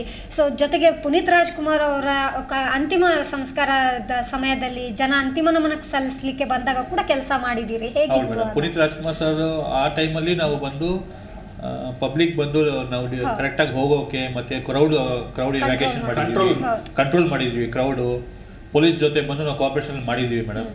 ಓಕೆನಾ? ನೆಕ್ಸ್ಟ್ ಬಂದು ನಾವು ಈ ಪಾತ್ ಇದೆ, ಪಾತ್ ಹೋಲ್ಸ್ ಎಲ್ಲ ಬಂದು ನಾವು ಸಿಟಿ ಪಾತ್ ಹೋಲ್ಸ್ ಬೆಂಗಳೂರಿನ ಜನ ಬಹುಶಃ ಕಸ ಅವರೇ ಎಸಿತಾರೆ, ಹಾಗಾಗಿ ಅವ್ರಿಗೆ ಸಮಸ್ಯೆ ಅಂತ ಅನ್ಸೋದಿಲ್ಲ. ಆದರೆ ಈ ರಸ್ತೆ ಗುಂಡಿ ಮಾತ್ರ, ಅದರಲ್ಲೂ ದ್ವಿಚಕ್ರ ವಾಹನ ಸವಾರರು ಪ್ರಾಣವನ್ನು ಕೈಯಲ್ಲಿ ಇಟ್ಕೊಂಡೇ ಓಡಾಡ್ಬೇಕು. ಯಾವ ರೀತಿ ಮಳೆ ನೀರು ತುಂಬಿಕೊಂಡ್ರೆ ಅಲ್ಲಿ ಗುಂಡಿ ಇರೋದೇ ಗೊತ್ತಾಗೋದಿಲ್ಲ. ಪ್ರತಿನಿತ್ಯ ಅಪಘಾತ, ಸಾವು ಸಂಭವಿಸ್ತಾನೆ ಇದೆ. ಇದಕ್ಕೆ ಯಾವ ರೀತಿ ಸೊಲ್ಯೂಷನ್ ಕೊಡ್ತಾ ಇದ್ದೀರಾ ಮಾರ್ಷಲ್ಸ್ ಕಡೆಯಿಂದ? ನಮಗೆ ಆರ್ಡರ್ ಬಂದಿತ್ತು ಇಂಜಿನಿಯರ್ ಡಿಪಾರ್ಟ್ಮೆಂಟ್ ಇಂದ, ಈ ತರ ಬಂದು ಪಾತ್ ಹೋಲ್ಸ್ ಬಂದು ಎಲ್ಲೆಲ್ಲಿ ಬೆಂಗಳೂರಲ್ಲಿ ಇದೆಯೋ ವಿತ್ ಮೆಷರ್ಮೆಂಟ್ ಅಂಡ್ ಸೈಜ್ ಬಂದು ನಾವು ಕೊಡೋಕೆ ಹೇಳಿದ್ವಿ. ನಾವು ಫುಲ್ ಬೆಂಗಳೂರಲ್ಲಿ ಬಂದು ಮಾರ್ಷಲ್ಸ್ ಡಿಪ್ಲಾಯ್ ಆಗಿಬಿಟ್ಟು ಒಂದೊಂದು ಪಾತ್ ಹೋಲ್ಸ್ ಹೋಗ್ಬಿಟ್ಟು ಎಲ್ಲೆಲ್ಲಿ ಗುಡ್ಡೆ ಇದೆ ಮೇನ್ ರೋಡ್ ಮೇಲೆ ಇದೆಯೋ ಅದೆಲ್ಲ ಬಂದು ನಾವು ಸೈಜ್ ವಿತ್ ಫೋಟೋ GPS ಜೊತೆ ಬಂದು ನಾವು ಲಿಸ್ಟ್ ಮಾಡಿಬಿಟ್ಟು ಕೊಟ್ಟಿದ್ದೀವಿ. ಅದರಿಂದ ಬಂದು ಇಂಜಿನಿಯರ್ ಡಿಪಾರ್ಟ್ಮೆಂಟ್ ತುಂಬ ಹೆಲ್ಪ್ ಆಗಿದೆ. BBMP ಅವರು ತುಂಬ ಕಷ್ಟಪಟ್ಟು ಡೇ ಆ್ಯಂಡ್ ನೈಟ್ ಬಂದು ಅದು ಪಾತ್ ಹೌಸ್ ಕ್ಲೋಸ್ ಮಾಡಿದ್ದಾರೆ ತುಂಬ ಪ್ಲೇಸಸಲ್ಲಿ. ಈ ಪಾತ್ ಹೌಸ್ ನಾವು ಐಡೆಂಟಿಫೈ ಮಾಡಿ ಅವ್ರು ಕೊಟ್ಟಿದ್ದ ಕಾರಣ ಬಂದು ಅದೆಲ್ಲ ಕ್ಲೋಸ್ ಮಾಡಿದ್ದಾರೆ. ಅಪಾಯಕಾರಿ ಗುಂಡಿಗಳು ಎಲ್ಲೆಲ್ಲಿದಾವೆ ಅದನ್ನೆಲ್ಲದನ್ನು ಮುಚ್ಚಿಸೋದಕ್ಕೆ ಸಹಾಯ. ಅವ್ರಿಗೆ ಕೆಲಸ ಮಾಡ್ಲಿಕ್ಕೆ ಏನು ಡಾಟಾ ಬೇಕು ಅದನ್ನ ಡಾಟಾ ನಮ್ಮ ಮಾರ್ಷಲ್ಸ್ಗಳಿಂದ ಅವರಿಗೆ ಅಪ್ಡೇಟ್ ಆಗ್ತದೆ. Anything not only path house ಅಂದ್ರೆ ಗಾರ್ಬೇಜ್ ಪಾಯಿಂಟ್ ಆಗ್ಬೋದು, ಫ್ಲಡ್ ರಿಲೀಫ್ ಯಾವುದೋ ಬಂದ ಫ್ಲಡ್ ಕೆಲಸ ಆಗ್ಬೋದು, ಇಂದಿರಾ ಕ್ಯಾಂಟೀನ್ ಆಗಿರ್ಬೋದು, ಸೋ ಮೆನಿ ಈ ತರ ಏನೇ ಕಷ್ಟದ ಕೆಲಸಗಳು ಏನೇ ಇದ್ರು ಅದೆಲ್ಲ ಮಾರ್ಷಲ್ ಥ್ರೂ ಇದು ಅಪ್ಡೇಟ್ ಆಗ್ತಾ ಇದೆ. ಅದು ಅದೇ ಪ್ರಕಾರ ಕೆಲಸಗಳಿಗೂ ಮುನ್ನಡೆ ನಡೀತಾ ಇದೆ. ಇನ್ನು ಯಾವುದೇ ಟಾಸ್ಕ್ ಬಂದರೂ ನೀವು ಮೊದಲೇ ರೆಡಿ ಇರಬೇಕು ಅಂತ. ಹಾಗೆ ಬೆಂಗಳೂರಿನ ಸಮಸ್ಯೆ ಅಂದರೆ ಮಳೆ ಬಂದರೆ ಸಾಕು ಎಲ್ಲ ರಸ್ತೆಗಳು ಕೂಡ ನೀರು ಥರ ಆಗುತ್ತೆ, ಬಡಾವಣೆಗಳು ಜಲಾವೃತ ಆಗುತ್ತೆ. ಹೇಗೆ ಅಂದರೆ ಈ ಟೈಮ್ನಲ್ಲೂ ನೀವು ಫ್ಲಡ್ ರಿಲೇಟೆಡ್ ಕೆಲಸ ಮಾಡಿದ್ರಾ ಬೆಂಗಳೂರಿಗೆ? ಆಲ್ಮೋಸ್ಟ್ ಭಕ್ತರಿಗೆ ಇನ್ನೊಂದು ಟಾಸ್ಕ್ ಕೊಟ್ಟಿದ್ದಾರೆ, K100 ಪ್ರಾಜೆಕ್ಟ್ ಅಂತ ಹೇಳ್ಬೋದು. ಅದು ಫಸ್ಟ್ ಅಂದರೆ ನಮ್ಮ ಸ್ಟ್ರೋಮ್ ವಾಟರ್ ಹೋಗ್ಲಿಕ್ಕೆ ನಮ್ಮ ಬೆಂಗಳೂರಲ್ಲಿ ಸರಿಯಾದ ವ್ಯವಸ್ಥೆ ಇರಲಿಲ್ಲ. ಸಿಟಿಸನ್ ವಾಟರ್ಶಿಪ್, ಸಿಟಿಸನ್ ವಾಟರ್ ವೇ ಹೇಳ್ಬಿಟ್ಟು ಚಿಕ್ಕಪೇಟೆಯಿಂದ ಸ್ಟಾರ್ಟ್ ಮಾಡಿ KR ಮಾರ್ಕೆಟ್ ಇಂದ ಬೆಳತೂರಿವರೆಗೂ ಸ್ಟಾರ್ಟ್ ಆಗಿದೆ. ಅದ್ರಲ್ಲಿ ಏನಂದ್ರೆ ಬಂದು ಓನ್ಲಿ ರೈನ್ ವಾಟರ್ ಹೋಗ್ಬೇಕು, ಅದ್ರ ಪಕ್ಕದಲ್ಲಿ ಪಬ್ಲಿಕ್ ನಡ್ಕೊಂಡು ಹೋಗ್ಬೇಕು. ಓನ್ಲಿ ಕ್ಲೀನ್ ವಾಟರ್, ಸ್ವಚ್ಛವಾಗಿರ್ಬೇಕು, ವಾಸನೆಯೂ ಇರಬಾರ್ದು. ನೀರ್ ಕಲರ್ ಬೇರೆ ಅಲ್ಲ, ವಾಸನೆಯೂ ಇರಬಾರ್ದು. ನಾವಿರೋದು LR ನಗರ್ ವಾರ್ಡ್ 116 ನೀಲ್ಸಂದ್ರ ಅಲ್ಲಿ ಇರೋರು ಎಲ್ಲ ಬಂದು ಲೋ ಇನ್ಕಮ್ ಪೀಪಲ್. ಅವ್ರಿಗೆ ನಾವು ಡೈಲಿ ಹೋಗಿ ಮಾರ್ಷಲ್ಸ್ ಅವ್ರಿಗೆ ಅರ್ಥ ಮಾಡಿಸ್ಬಿಟ್ಟು ನೀವು ಒಳ್ಳೇದು ಮಾಡ್ತಾ ಇದೀವಿ, ನಿಮ್ಮ ಮಕ್ಕಳಿಗೆ ಫ್ಯೂಚರ್ಗೆ ಬಂದು ಜನ್ರೇಷನ್ ಚೆನ್ನಾಗಿರ್ಬೇಕು, ನಿಮಗೆ ಇದರಿಂದ ಬಂದು ರೋಗ ಬರಬಾರ್ದು ಹೇಳ್ಬಿಟ್ಟು ಅವ್ರಿಗೆ ಅರ್ಥ ಮಾಡಿಸ್ಬಿಟ್ಟು ಅವ್ರ ಕಷ್ಟ. ಗಾರ್ಬೇಜ್ ಒಂದು ಹೊರಡೆ ಹಾಕಲ್ಲ ಮೇಡಮ್. ಗಾರ್ಬೇಜ್ ಬಂದು ಓನ್ಲಿ ಬಂದು ಆಟೋ ಬರುತ್ತೆ, BBMP ಆಟೋ 2 ಸಲ ಬರುತ್ತೆ ಆಟೋ. ನೀವು ಸೆಗ್ರಿಗೇಷನ್ ಮಾಡಿ ಆಟೋಗೆ ಕೊಡಬೇಕು, ಹಿಂದ್ಗಡೆ ಬಂದು ಮೋರಿಯಲ್ಲಿ ಹಾಕ್ಬಾರ್ದು ಹೇಳ್ಬಿಟ್ಟು ನಾವು ಮಾರ್ಷಲ್ಸ್ ಡೈಲಿ ಒಂದೊಂದು ಮನೆ ಹೋಗ್ಬಿಟ್ಟು ಅವೇರ್ನೆಸ್ ಕೊಡ್ತೀವಿ. ಸೊ ಆ ಕೆಲಸನೂ ನಾವು ಮಾಡ್ತಾ ಇದ್ದೀವಿ. ಸೊ ಯಾವ ಹಂತಕ್ಕೆ ಬಂದಿದೆ ಈಗ ಕೋರಮಂಗಲ ಕಣಿವೆದು ಕೆಲಸ ಅಂತ ಇವಾಗ ಮೋಕಪ್ ಏರಿಯಾವರೆಗೂ ಬಂದಿದೆ, ಶಾಂತಿನಗರ್ ಮೋಕಪ್ ಏರಿಯಾವರೆಗೂ ಬಂದಿದೆ. ಓಕೆ. ನೆನ್ನೆ CM ಸರ್ ಬಂದು ವಿಸಿಟ್ ಮಾಡಿ ಹೋಗಿದ್ದಾರೆ. ಸೊ ಜೊತೆಗೆ ಪ್ಲಾಸ್ಟಿಕ್ ಬ್ಯಾನ್ ಇರ್ಬೋದು, ಯಾಕಂದ್ರೆ ಸುಮಾರು ಪ್ಲಾಸ್ಟಿಕ್ ಬ್ಯಾನ್ ಆಗಿ ವರ್ಷಗಳಾದ್ರೂ ಕೂಡ ಇವತ್ತಿಗೂ ಬೀದಿ ಬದಿ ವ್ಯಾಪಾರಿಗಳು ಬಳಸ್ತಾರೆ, ಅದು ಸೇಲ್ ಆಗುತ್ತೆ ಮಾರ್ಕೆಟ್ ಏರಿಯಾದಲ್ಲಿ. ಹೇಗೆ ಕಂಟ್ರೋಲ್ ಆಗ್ತಿದೆ ಶಂಕರ್ ಸರ್? ಕಂಟ್ರೋಲ್ ಪ್ಲಾಸ್ಟಿಕಲ್ಲಿ ಮೇನ್ ಆಗಿ ಇದರಲ್ಲಿ ನನಗೆ ಹೇಳೋಕ್ಕೆ ಇಷ್ಟಪಡ್ತೇನೆ ಪೊಲಿಟಿಕ್ ಇಶ್ಯೂ. ಯಾಕೆಂದರೆ ಆಲ್ಮೋಸ್ಟು ನಾವು ಪ್ಲಾಸ್ಟಿಕ್ ಬಗ್ಗೆ ಮೇಲ್ಗಡೆಯಿಂದ ಸ್ಟ್ರಿಕ್ಟಾಗಿ ಆರ್ಡರ್ ಬರ್ತಾ ಇಲ್ಲ. ಯಾಕೆಂದರೆ ಯಾರಿಗೆ ಆರ್ಡರ್ ಕೊಟ್ಟಿದ್ದಾರೆ ಅವ್ರು ಕರೆಕ್ಟಾಗಿ ಮಾಡ್ತಾಯಿಲ್ಲ, ನಾನು ಹೇಳೋಕ್ಕೆ ನಾನು ಇಷ್ಟಪಡ್ತೇನೆ. ಯಾಕೆಂದರೆ ಈಗ ಒಂದು ಸಲ ನೀವು ಬ್ಯಾನ್ ಅಂತ ಹೇಳಿದರೆ ಕ್ಲಿಯರಾಗಿ ಮ್ಯಾನುಫ್ಯಾಕ್ಚರ್ ಓಕೆ, ಮ್ಯಾನುಫ್ಯಾಕ್ಚರ್ ಅದು ಬೇರೆಲಿಂದ ಬರುತ್ತೆ. ಬಟ್ ಆಲ್ಮೋಸ್ಟ್ ಈಗ ನಾವು ಲಾಸ್ಟ್ ನಮ್ಮ ಮಾರ್ಷಲ್ಸ್ ಅವರೇ 2 ಗಾಡಿ ದೊಡ್ಡ ಗಾಡಿ ಹಿಡಿದಿದ್ರು, ಆಲ್ಮೋಸ್ಟ್ ಕೆಲವು ಶಾಪ್ಗಳನ್ನ ಬಂದ್ ಮಾಡಿದ್ರು, ದೊಡ್ಡ ಇಶ್ಯೂ ಆಯಿತು. ದೊಡ್ಡ ಟ್ರಕ್ ಅಂದರೆ ನೀವು ಅದರಲ್ಲಿ 800 kg ಸಮಥಿಂಗ್ ಬಂದಿತ್ತು ಗುಜರಾತಿಂದ, ಅದು ನಿಲ್ಲಿಸಿ. ಯಾಕೆಂದರೆ ಇದರಲ್ಲಿ ತುಂಬ ಪೊಲಿಟಿಕ್ ಇಶ್ಯೂಗಳು ಇದರಲ್ಲಿ ಇಲ್ಲ. ಆದೇಶ ಇದೆ ಪ್ಲಾಸ್ಟಿಕ್ ಬ್ಯಾನ್ ಮಾಡಬೇಕು ಅಂತ ಹೇಳಿ, ಬಟ್ ಪ್ಲಾಸ್ಟಿಕ್ ಬ್ಯಾನ್ ಮಾಡೋಕೆ ಹೋದ್ರೆ ಅದು ಬ್ಯಾನ್ ಮಾಡಬಾರ್ದು ಅಂತ ಆದೇಶ ಬರುತ್ತೆ. BBMP ಕಡೆಯಿಂದ ಪ್ಲಾಸ್ಟಿಕ್ ಬ್ಯಾನ್, ಸರ್ಕಾರದಿಂದ ಪ್ಲಾಸ್ಟಿಕ್ ಬ್ಯಾನ್ ಇದೆ, ಬಟ್ ಅದು ಮಾಡಬಾರ್ದು ಅನ್ನೋ ಕೆಲ ಕಡೆಯಿಂದ ಬರುತ್ತೆ. ಸೊ ಅದೇ ನಿಯಮಗಳು ಪುಸ್ತಕದಲ್ಲಿ ಒಂದು ರೀತಿ ಇದೆ, ಪ್ರಾಕ್ಟಿಕಲ್ ಆಗಿ ಒಂದು ರೀತಿ ಇದೆ. ಅಥವಾ ನಾನು ಕರೆಕ್ಟಾಗಿ ಕೆಲಸ ಮಾಡ್ಲಿಕ್ಕೆ ಹೋಗ್ತೀನಿ ಅಂದ್ರೂ ಅದಕ್ಕೆ ಅಡೆತಡೆ ಸುಮಾರಷ್ಟು ಬೆಂಗಳೂರಲ್ಲಿ ಇದೆ. ಇದನ್ನೆಲ್ಲ ಮಧ್ಯೆ ನಾವು ಅನುಸರಿಸಿಕೊಂಡು ನಮ್ಮ ಕೆಲಸನ ನಾವು ಮಾಡ್ತಾ ಇದ್ದೀವಿ. ಯಾಕಂದ್ರೆ ಬಹುಶಃ ಇದಕ್ಕೆ ಕೋರ್ಟೇ ಗಮನ ಹರಿಸಬೇಕಷ್ಟೇ. ಯಾಕಂದ್ರೆ ಕೋರ್ಟೇ ನಿಯೋಜನೆ ಮಾಡಿರುವಂತದ್ದು ಮಾಜಿ ಸೈನಿಕರನ್ನು ಕೂಡ ಬಳಸ್ಕೊಳ್ಳಿ, ಅವರ ಸೇವೆಯನ್ನ ಬಳಸ್ಕೊಂಡು ನಗರವನ್ನ ಅತ್ಯಂತ ಸ್ವಚ್ಛವಾಗಿ ಆರೋಗ್ಯವಾಗಿ ಇಡಿ ಜನರನ್ನ ಅನ್ನೋದಕ್ಕೆ. ಸೊ ಈ ರೀತಿಯ ಮತ್ತೆ ಅಂದರೆ ಮಾರ್ಷಲ್ಸ್ ಎಷ್ಟೇ ಕೆಲಸ ಮಾಡ್ತಾ ಹೋದ್ರೂ ಕೂಡ ಅದರ ಅಡೆತಡೆ ಕೂಡ ಜಾಸ್ತಿ ಆಗ್ತಾ ಇದೆ. ಈಗ ಹೊಸ ಟಾಸ್ಕ್ಗಳು ಅಂತ ಏನು ಬರ್ತಾ ಇದೆ ಮಾರ್ಷಲ್ಸ್ ಅವರಿಗೆ? ಇವಾಗ ಹೊಸ ಟಾಸ್ಕ್ ಏನಂದರೆ ಮೇಡಮ್, ಇದು ನೀವು ನೋಡಿರ್ತೀರ ರೋಡ್ ಮೇಲೆ, ಮೇನ್ ರೋಡ್ಸ್ ಮೇಲೆ ಆಗಲಿ ಇಲ್ಲಾಂದರೆ ಸ್ಟ್ರೀಟ್ಸಲ್ಲಿ ಅಬೆಂಡೆಂಟ್ ವೆಹಿಕಲ್ಸ್ ಇದೆ, ಒಂದೊಂದು ಗಾಡಿ ನಿಂತಿರುತ್ತೆ. ಅದ್ರ ಮೇಲೆ ಒಂದು ನಿಯರ್ಲಿ ಒಂದು 10 ವರ್ಷ ಮೇಲೆ 5 ವರ್ಷ 10 ವರ್ಷ ಅಂತ ಗಾಡಿ ನಿಂತಿರುತ್ತೆ. ಆ ಗಾಡಿ ಬಂದು ಯಾರು ಓನರು ಏನು ಗೊತ್ತಿಲ್ಲ. ಅದು ಫುಲ್ ಅದರಿಂದ ಏನಾಗುತ್ತೆ ಅಂದರೆ ಅದು ಕೆರಡೆ ಕಸ ಇರುತ್ತೆ. ಆ ಕಸ ಕ್ಲೀನ್ ಮಾಡೋಕ್ಕೆ ನಮ್ಮ ಪೌರಕರ್ಮಿಗಳು ಸಹ ಆಗಲ್ಲ, ಯಾಕಂದರೆ ಗಾಡಿ ತೆಗೆದ್ರೇನೆ ನಾವು ಕ್ಲೀನ್ ಮಾಡೋಕ್ಕಾಗುತ್ತೆ. ಸೊ ಆ ಗಾಡಿ ಬಂದು ಎಲ್ಲೆಲ್ಲಿ ಇದೆಯೋ ಬೆಂಗಳೂರಲ್ಲಿ ಅದಂತ ಐಡೆಂಟಿಫೈ ಮಾಡಿಬಿಟ್ಟು GPS ಫೋಟೋ ತಗೊಂಡು ಎಲ್ಲೆಲ್ಲಿ ಲೊಕೇಶನ್ ಇದೆ ಅದೆಲ್ಲ ಒಂದು ಲಿಸ್ಟ್ ಮಾಡಿಬಿಟ್ಟು ನಾವು ಸಬ್ಮಿಟ್ ಮಾಡಿದ್ದೀವಿ. ಸೊ ಹೀಗೆ ನೋಡಿದ್ರೆ ನೀವು ಕೇವಲ BBMP ಜೊತೆ ಕೆಲಸ ಮಾಡ್ತಿಲ್ಲ, ಪೊಲೀಸರ ಜೊತೆನೂ ಕೈ ಜೋಡಿಸಿ ಕೆಲಸ ಮಾಡಿದ್ದೀರಾ ಹಾಗಿದ್ರೆ? ಹೌದು ಮೇಡಮ್, ಇದಕ್ಕಿಂತ ಮೊದಲು ನಾವು BBMP ಕೆಲಸ ಜೊತೆನೆ ನಾವು ಪೊಲೀಸರ ಜೊತೆ ಟ್ರಾಫಿಕ್ ಪೊಲೀಸಿಗಾಗಿ ಅವರಿಗೂ ಸಹಾಯ ಮಾಡಿ ಕೆಲಸ ಮಾಡಿದ್ವಿ. ಈಗ ಕೆಲವು ಒಂದು ಸಿಂಗಲ್ ಲೈನ್ ಬಸ್ ಹೋಗ್ಬೇಕು ಅಂತ ಒಂದು ಟ್ರಾಫಿಕ್ ವ್ಯವಸ್ಥೆ ಮಾಡಿದ್ವಿ, ಗ್ರೀನ್ ಲೈನ್ ಯಾವ ಲೈನ್ ಇತ್ತು ಆ ಲೈನಲ್ಲೂ ಕೆಲಸ ಮಾಡಿದ್ವಿ ನಾವು. ನಮ್ಮ ಮಾರ್ಷಲ್ಸ್ಗಳು ಅದನ್ನು ಕಂಟ್ರೋಲ್ ಮಾಡಿ ಅದಕ್ಕೂ ಒಂದು ಒಳ್ಳೆ ದಾರಿ ರೂಪಿಸ್ಕೊಟ್ಟಿದ್ದಾರೆ. ನಮ್ಮ ಮಾರ್ಷಲ್ಸ್ಗಳು ಓನ್ಲಿ ಗಾರ್ಬೇಜ್ ಆಗಲಿ ಮಾಸ್ಕ್ ಆಗಲಿ ಅಥವಾ ಮಾರ್ಷಲ್ಸ್ಗಳಿಗೆ ಯಾವುದೇ ಇದೇ ತರವಾದ ಕೆಲಸ ಅಂತ ಇಲ್ಲ. ಯಾವ ಟಾಸ್ಕ್ ಬರುತ್ತೆ ಆ ಟಾಸ್ಕ್ನ ನಾವು ನಮ್ಮ ಸ್ವಇಚ್ಛೆಯಿಂದ ಬಿಲ್ಕುಲ್ ಪ್ರಾಮಾಣಿಕವಾಗಿ ಮಾಡ್ತಾ ಇದ್ದೀವಿ. ಸೊ ಜೊತೆಗೆ ಫೈನಿಂಗ್ ಸಮಯದಲ್ಲಿ ಕೂಡ BBMP ಇಂದಾನು ಫೈನಿಂಗ್ ಆಗ್ತಿತ್ತು, ಜೊತೆಗೆ ಪೊಲೀಸರವರಿಂದ ಆಗ್ತಾ ಇತ್ತು. ಹೌದು. ಇವಾಗ ಫೈನಿಂಗ್ ಟೈಮಲ್ಲೂ ನಮಗೆ ಒಂದಿನ ಹಿಂದೆ ನಾನು ಆ್ಯಡ್ ಮಾಡಕ್ಕೆ ಇಷ್ಟಪಡ್ತೀನಿ. ಫೈನಿಂಗ್ ಅಂತ ಹೇಳಿದ್ಮೇಲೆ ಫೈನಿಂಗ್ ಆಗುವಾಗ ಎಲ್ಲರಿಗೂ ಘರ್ಷಣೆ ಮಾತುಗಳು ಆಗೋದಕ್ಕೆ ಇರ್ತದೆ. ನಾವು ಆವಾಗ ಈಗ ಈ ರೀತಿ ಗಲಾಟೆ ಆದಾಗ ನಾವು ನಮ್ಮ ಯೂನಿಫಾರ್ಮ್ ಹಾಕಿರೋದ್ರಿಂದ ನಮ್ಮ ಯೂನಿಫಾರ್ಮ್ ಧಕ್ಕೆ ಬರೋಂಗೆ ನಾವು ಯಾವುದು ಕೆಲಸ ಮಾಡೋದಿಲ್ಲ. ಪಬ್ಲಿಕ್ಕಿಗೆ ಯಾವುದೇ ತರಹದ ಅಹಿತಕರ ಘಟನೆ ಆಗೋದಿಲ್ಲ, ಅವ್ರಿಗೆ ಏನಾದ್ರು ವಲ್ಗರ್ ಲ್ಯಾಂಗ್ವೇಜ್ ಯೂಸ್ ಮಾಡೋದಾಗಲಿ ಮಾಡೋಕೆ ಹೋಗೋದಿಲ್ಲ. ನಮ್ಮ ಮಾಸ್ಟರ್ಗಳಿಗೆ ಟ್ರೈನಿಂಗ್ ಅದೇ ರೀತಿ ಕೊಟ್ಟಿದ್ದೀವಿ. ಸೊ ಅದು ಆ ರೀತಿ ಏನಾದ್ರು ಹೆಚ್ಚಿನದಾಗಿ ಸಮಸ್ಯೆ ಆಯಿತು ಅಂತ ಹೇಳಿದ್ರೆ ಅಲ್ಲಿ ಲೋಕಲ್ ಲೀಡರ್ಸ್ ಆಯಿತು ಇಲ್ಲ ಲೋಕಲ್ ಸಂಘ ಸಂಸ್ಥೆ ಇರ್ತಾರೆ, ಅವ್ರನ್ನ ಕರೆದು ಅದನ್ನು ಸೆಲ್ ಡೌನ್ ಮಾಡಕ್ಕೆ ನೋಡ್ತೀವಿ. ಅದು ಆಗಲಿಲ್ಲ ಅಂತ ಹೇಳಿದ್ರೆ ಮುಂದಿನ ಕ್ರಮ ಪೊಲೀಸ್ ಸ್ಟೇಷನ್ ಇದೆ, ನಾವು ಕರ್ಕೊಂಡೋಗಿ ಅವ್ರ ಹತ್ರ ಬಿಟ್ಟು ಅವ್ರು ಅದನ್ನು ಸೆಟಲ್ ಡೌನ್ ಮಾಡ್ತಾರೆ. ಇನ್ನೊಂದು ಅತ್ಯಂತ ಖುಷಿ ವಿಚಾರ ಕೇಳ್ಪಟ್ಟೆ ಏನಂದ್ರೆ, ಈಗ BBMPಯಲ್ಲಿ ಜನಪ್ರತಿನಿಧಿಗಳಿಲ್ಲದೆ 2 ವರ್ಷ ಆಯಿತು. ಸೊ ಜನ ಸಮಸ್ಯೆ ಅಂದರೆ ಈಗ ಮಾರ್ಷಲ್ಸ್ಗೆ ಕಾಲ್ ಮಾಡ್ತಿದ್ದಾರೆ, ಅಷ್ಟು ನಂಬಿಕೆ ಜನ ಮತ್ತು ಮಾರ್ಷಲ್ಸ್ ಮಧ್ಯೆ ಒಂದು ಉತ್ತಮ ಸಂಬಂಧ ಕ್ರಿಯೇಟ್ ಆಗಿದೆ ಅಂತ ಏನು ಹೇಳ್ತೀರಾ ಇದರ ಬಗ್ಗೆ? ಮೇಡಮ್, ಅದೇನಂದ್ರೆ ಪಬ್ಲಿಕ್ ಬಂದು ಇವಾಗ ಎಕ್ಸಾಂಪಲ್ ಸಡನ್ ಆಗಿ ಎಲ್ಲರೂ ಫೈರ್ ಆಗ್ತಾರೆ. ಫೈರ್ ಆಗ್ತಾರೆ, ಆ ಟೈಮಲ್ಲಿ ಬಂದು ಅವ್ರಿಗೆ ಯಾರ ನಂಬರ್ ಇರಲ್ಲ, ಯಾಕೆಂದ್ರೆ ಅವ್ರ ಟೈಮಿಂಗ್ಸ್ ಇದೆ. ನಾವು 24/7 ಡ್ಯೂಟಿ ಯಾವಾಗ ಇರ್ತು, ಯಾವಾಗ ಕಾಲ್ ಮಾಡಿದ್ರು ನಾವು ಬರ್ತೀವಿ ಮೇಡಮ್. ನಮಗೆ ಆರ್ಡರ್ ಕೊಟ್ಟಿರೋದು ಅದೇ. ಯಾವಾಗ ಬೆಂಕಿ ಎಲ್ಲರೂ ಹುರಿತಾರೆ ಅಂದರೆ ನಮಗೆ ಕಾಲ್ ಮಾಡಿದ್ರೆ ನಾವೇನು ಮಾಡ್ತೀವಿ, ಫೈರ್ ಎಕ್ಸ್ಟಿಂಗ್ವಿಷರ್ಗೆ ನಮ್ಮ ಹತ್ರ ಎಲ್ಲ ವಾರ್ಡಲ್ಲಿ ಅಂದರೆ ವಾರ್ಡಲ್ಲಿ ಎಲ್ಲ ನಮ್ಮದು ಎಲ್ಲ ಕಾಂಟ್ಯಾಕ್ಟ್ಸ್ ಇರುತ್ತೆ. ಟ್ರಾಫಿಕ್ ಪೊಲೀಸ್ ಅವ್ರದ್ದು ಫೈರ್ ಇಂಜಿನ್ ಎಲ್ಲೆಲ್ಲಿ ಇದೆಯೋ, ಆ್ಯಂಬುಲೆನ್ಸು, ಮತ್ತು ಎಲ್ಲೆಲ್ಲಿ ಮಾಲ್ಸ್ ಇದೆ, ಶಾಪ್ಸ್ ಎಲ್ಲ ಐಡೆಂಟಿಫೈ ಮಾಡಿಬಿಟ್ಟು ನಮ್ಮ ಹತ್ರ ಒಂದು ಲಿಸ್ಟ್ ಇರುತ್ತೆ ಮೇಡಮ್. ಏನು ಸಮಸ್ಯೆ ಆಗುತ್ತೋ ಆ ಸಮಸ್ಯೆಗೆ ಸೊಲ್ಯೂಷನ್ ಮಾಡ್ತೀವಿ ನಾವು ಇಮಿಡಿಯೇಟಾಗಿ. ಸೊ ಅದಕ್ಕೆ ಏನು ಆಗುತ್ತೆ ಅಂದರೆ ಪಬ್ಲಿಕ್ ಬಂದು ನಮ್ಗೆ ಫೋನ್ ಮಾಡ್ತಾರೆ. ಇವತ್ತು ಒಬ್ರು ಫೋನ್ ಮಾಡಿದ್ರು, ಈ ಥರ ಬಂದು ಸರ್ ಕಸ ಆಗ್ತಾ ಇದೆ ಸರ್, ನಿಮ್ಮ ಮಾರ್ಷಲ್ಸ್ ಡಿಪ್ಲಾಯ್ ಮಾಡಿರಿ ಹೇಳ್ಬಿಟ್ಟು. ಮತ್ತು ಅದೇ ಥರ ನೀವು NGV ರೋಡ್ ನೋಡಿದ್ದೀರಾ ಮೇಡಮ್, ಕೋರ್ಮಂಗ್ಲ ಹೋಗೋ ದಾರಿಯಲ್ಲಿ ನ್ಯಾಷನಲ್ ವಿಲೇಜ್ ಗೇಮ್ಸು, ಅಲ್ಲಿ ಇದು 1 year ಬಿಫೋರ್ ಬಂದು ನೀವು ಫುಲ್ಲು ಮಣ್ಣು ಗುಡ್ಡೆ ಇರ್ದಿರುತ್ತೆ ಡಂಪ್ ಮಾಡಿ ಪಬ್ಲಿಕ್ಕು. ಇವಾಗ ಡೈಲಿ ಮಾರ್ಷಲ್ಸ್ ಡ್ಯೂಟಿ ಮಾಡ್ತಾರೆ, ಡೇ ಆ್ಯಂಡ್ ನೈಟ್ ಡ್ಯೂಟಿ ಮಾಡ್ತಾರೆ, ಅಲ್ಲಿ ಶಿಫ್ಟಲ್ಲಿ ಡ್ಯೂಟಿ ಮಾಡ್ತಾರೆ 8 hours ಅಂದ್ಬಿಟ್ಟು. ಪಬ್ಲಿಕ್ಗೆ ಅವೇರ್ನೆಸ್ ಆಗುತ್ತೆ. ಪಬ್ಲಿಕ್ ಏನು ಮಾಡ್ತಾರೆ, ಮಾರ್ಷಲ್ಸ್ ನಿಂತಿದ್ದಾರೆ, ಇದು ಕ್ಲೀನ್ ಮಾಡಬೇಕು ಈ ರೋಡ್ ಹೇಳ್ಬಿಟ್ಟು ಪಬ್ಲಿಕ್ಗೂ ಅವೇರ್ನೆಸ್ ಬಂದ್ಬಿಟ್ಟು ಕಸ ಅವ್ರು ಹಾಕಲ್ಲ.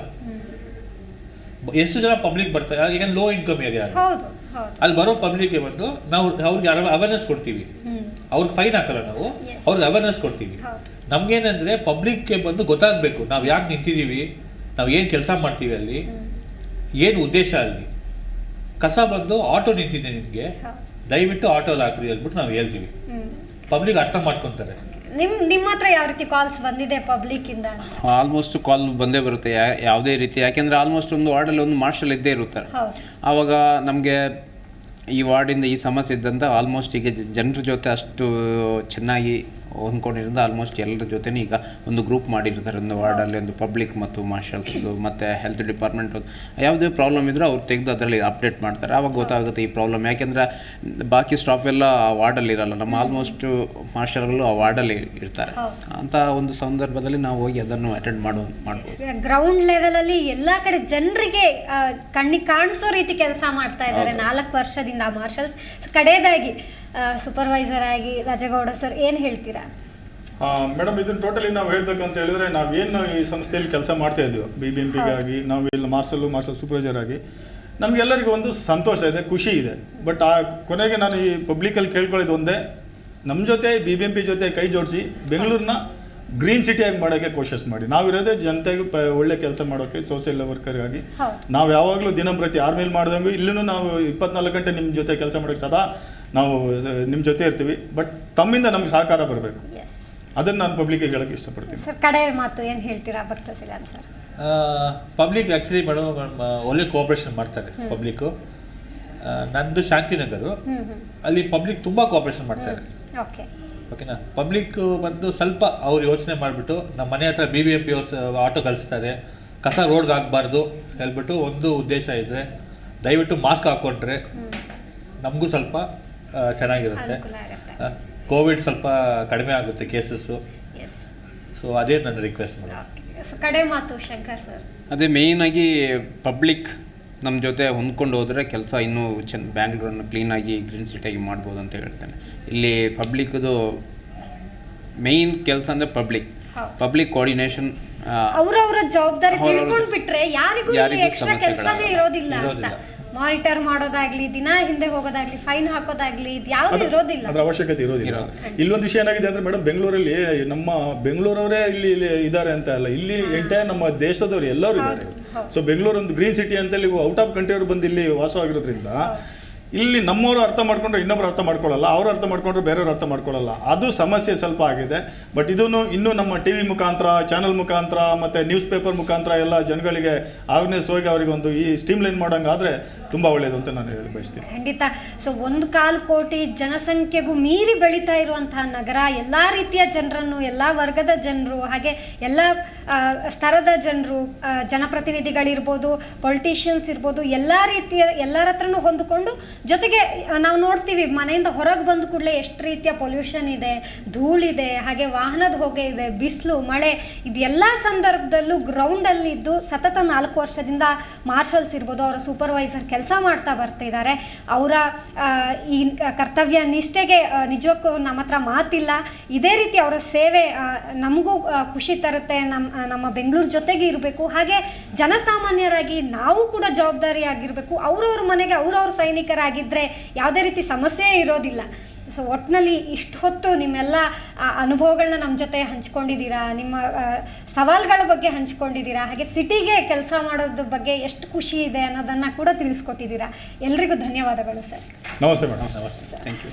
ಇದೇ ಈ ಹೊತ್ತಿನ ವಿಶೇಷ ಸಿಟಿ ಸೋಲ್ಜರ್ಸ್. ಮುಂದೆ ಮತ್ತಷ್ಟು ಕಾರ್ಯಕ್ರಮಗಳ ಜೊತೆ ನಾವು ನಿಮ್ಮ ಮುಂದೆ ಬರ್ತೀವಿ. ಜೀ ಕನ್ನಡ ನ್ಯೂಸ್, ಸತ್ಯವೇ ಸುದ್ದಿಯ ಜೀವಾಳ.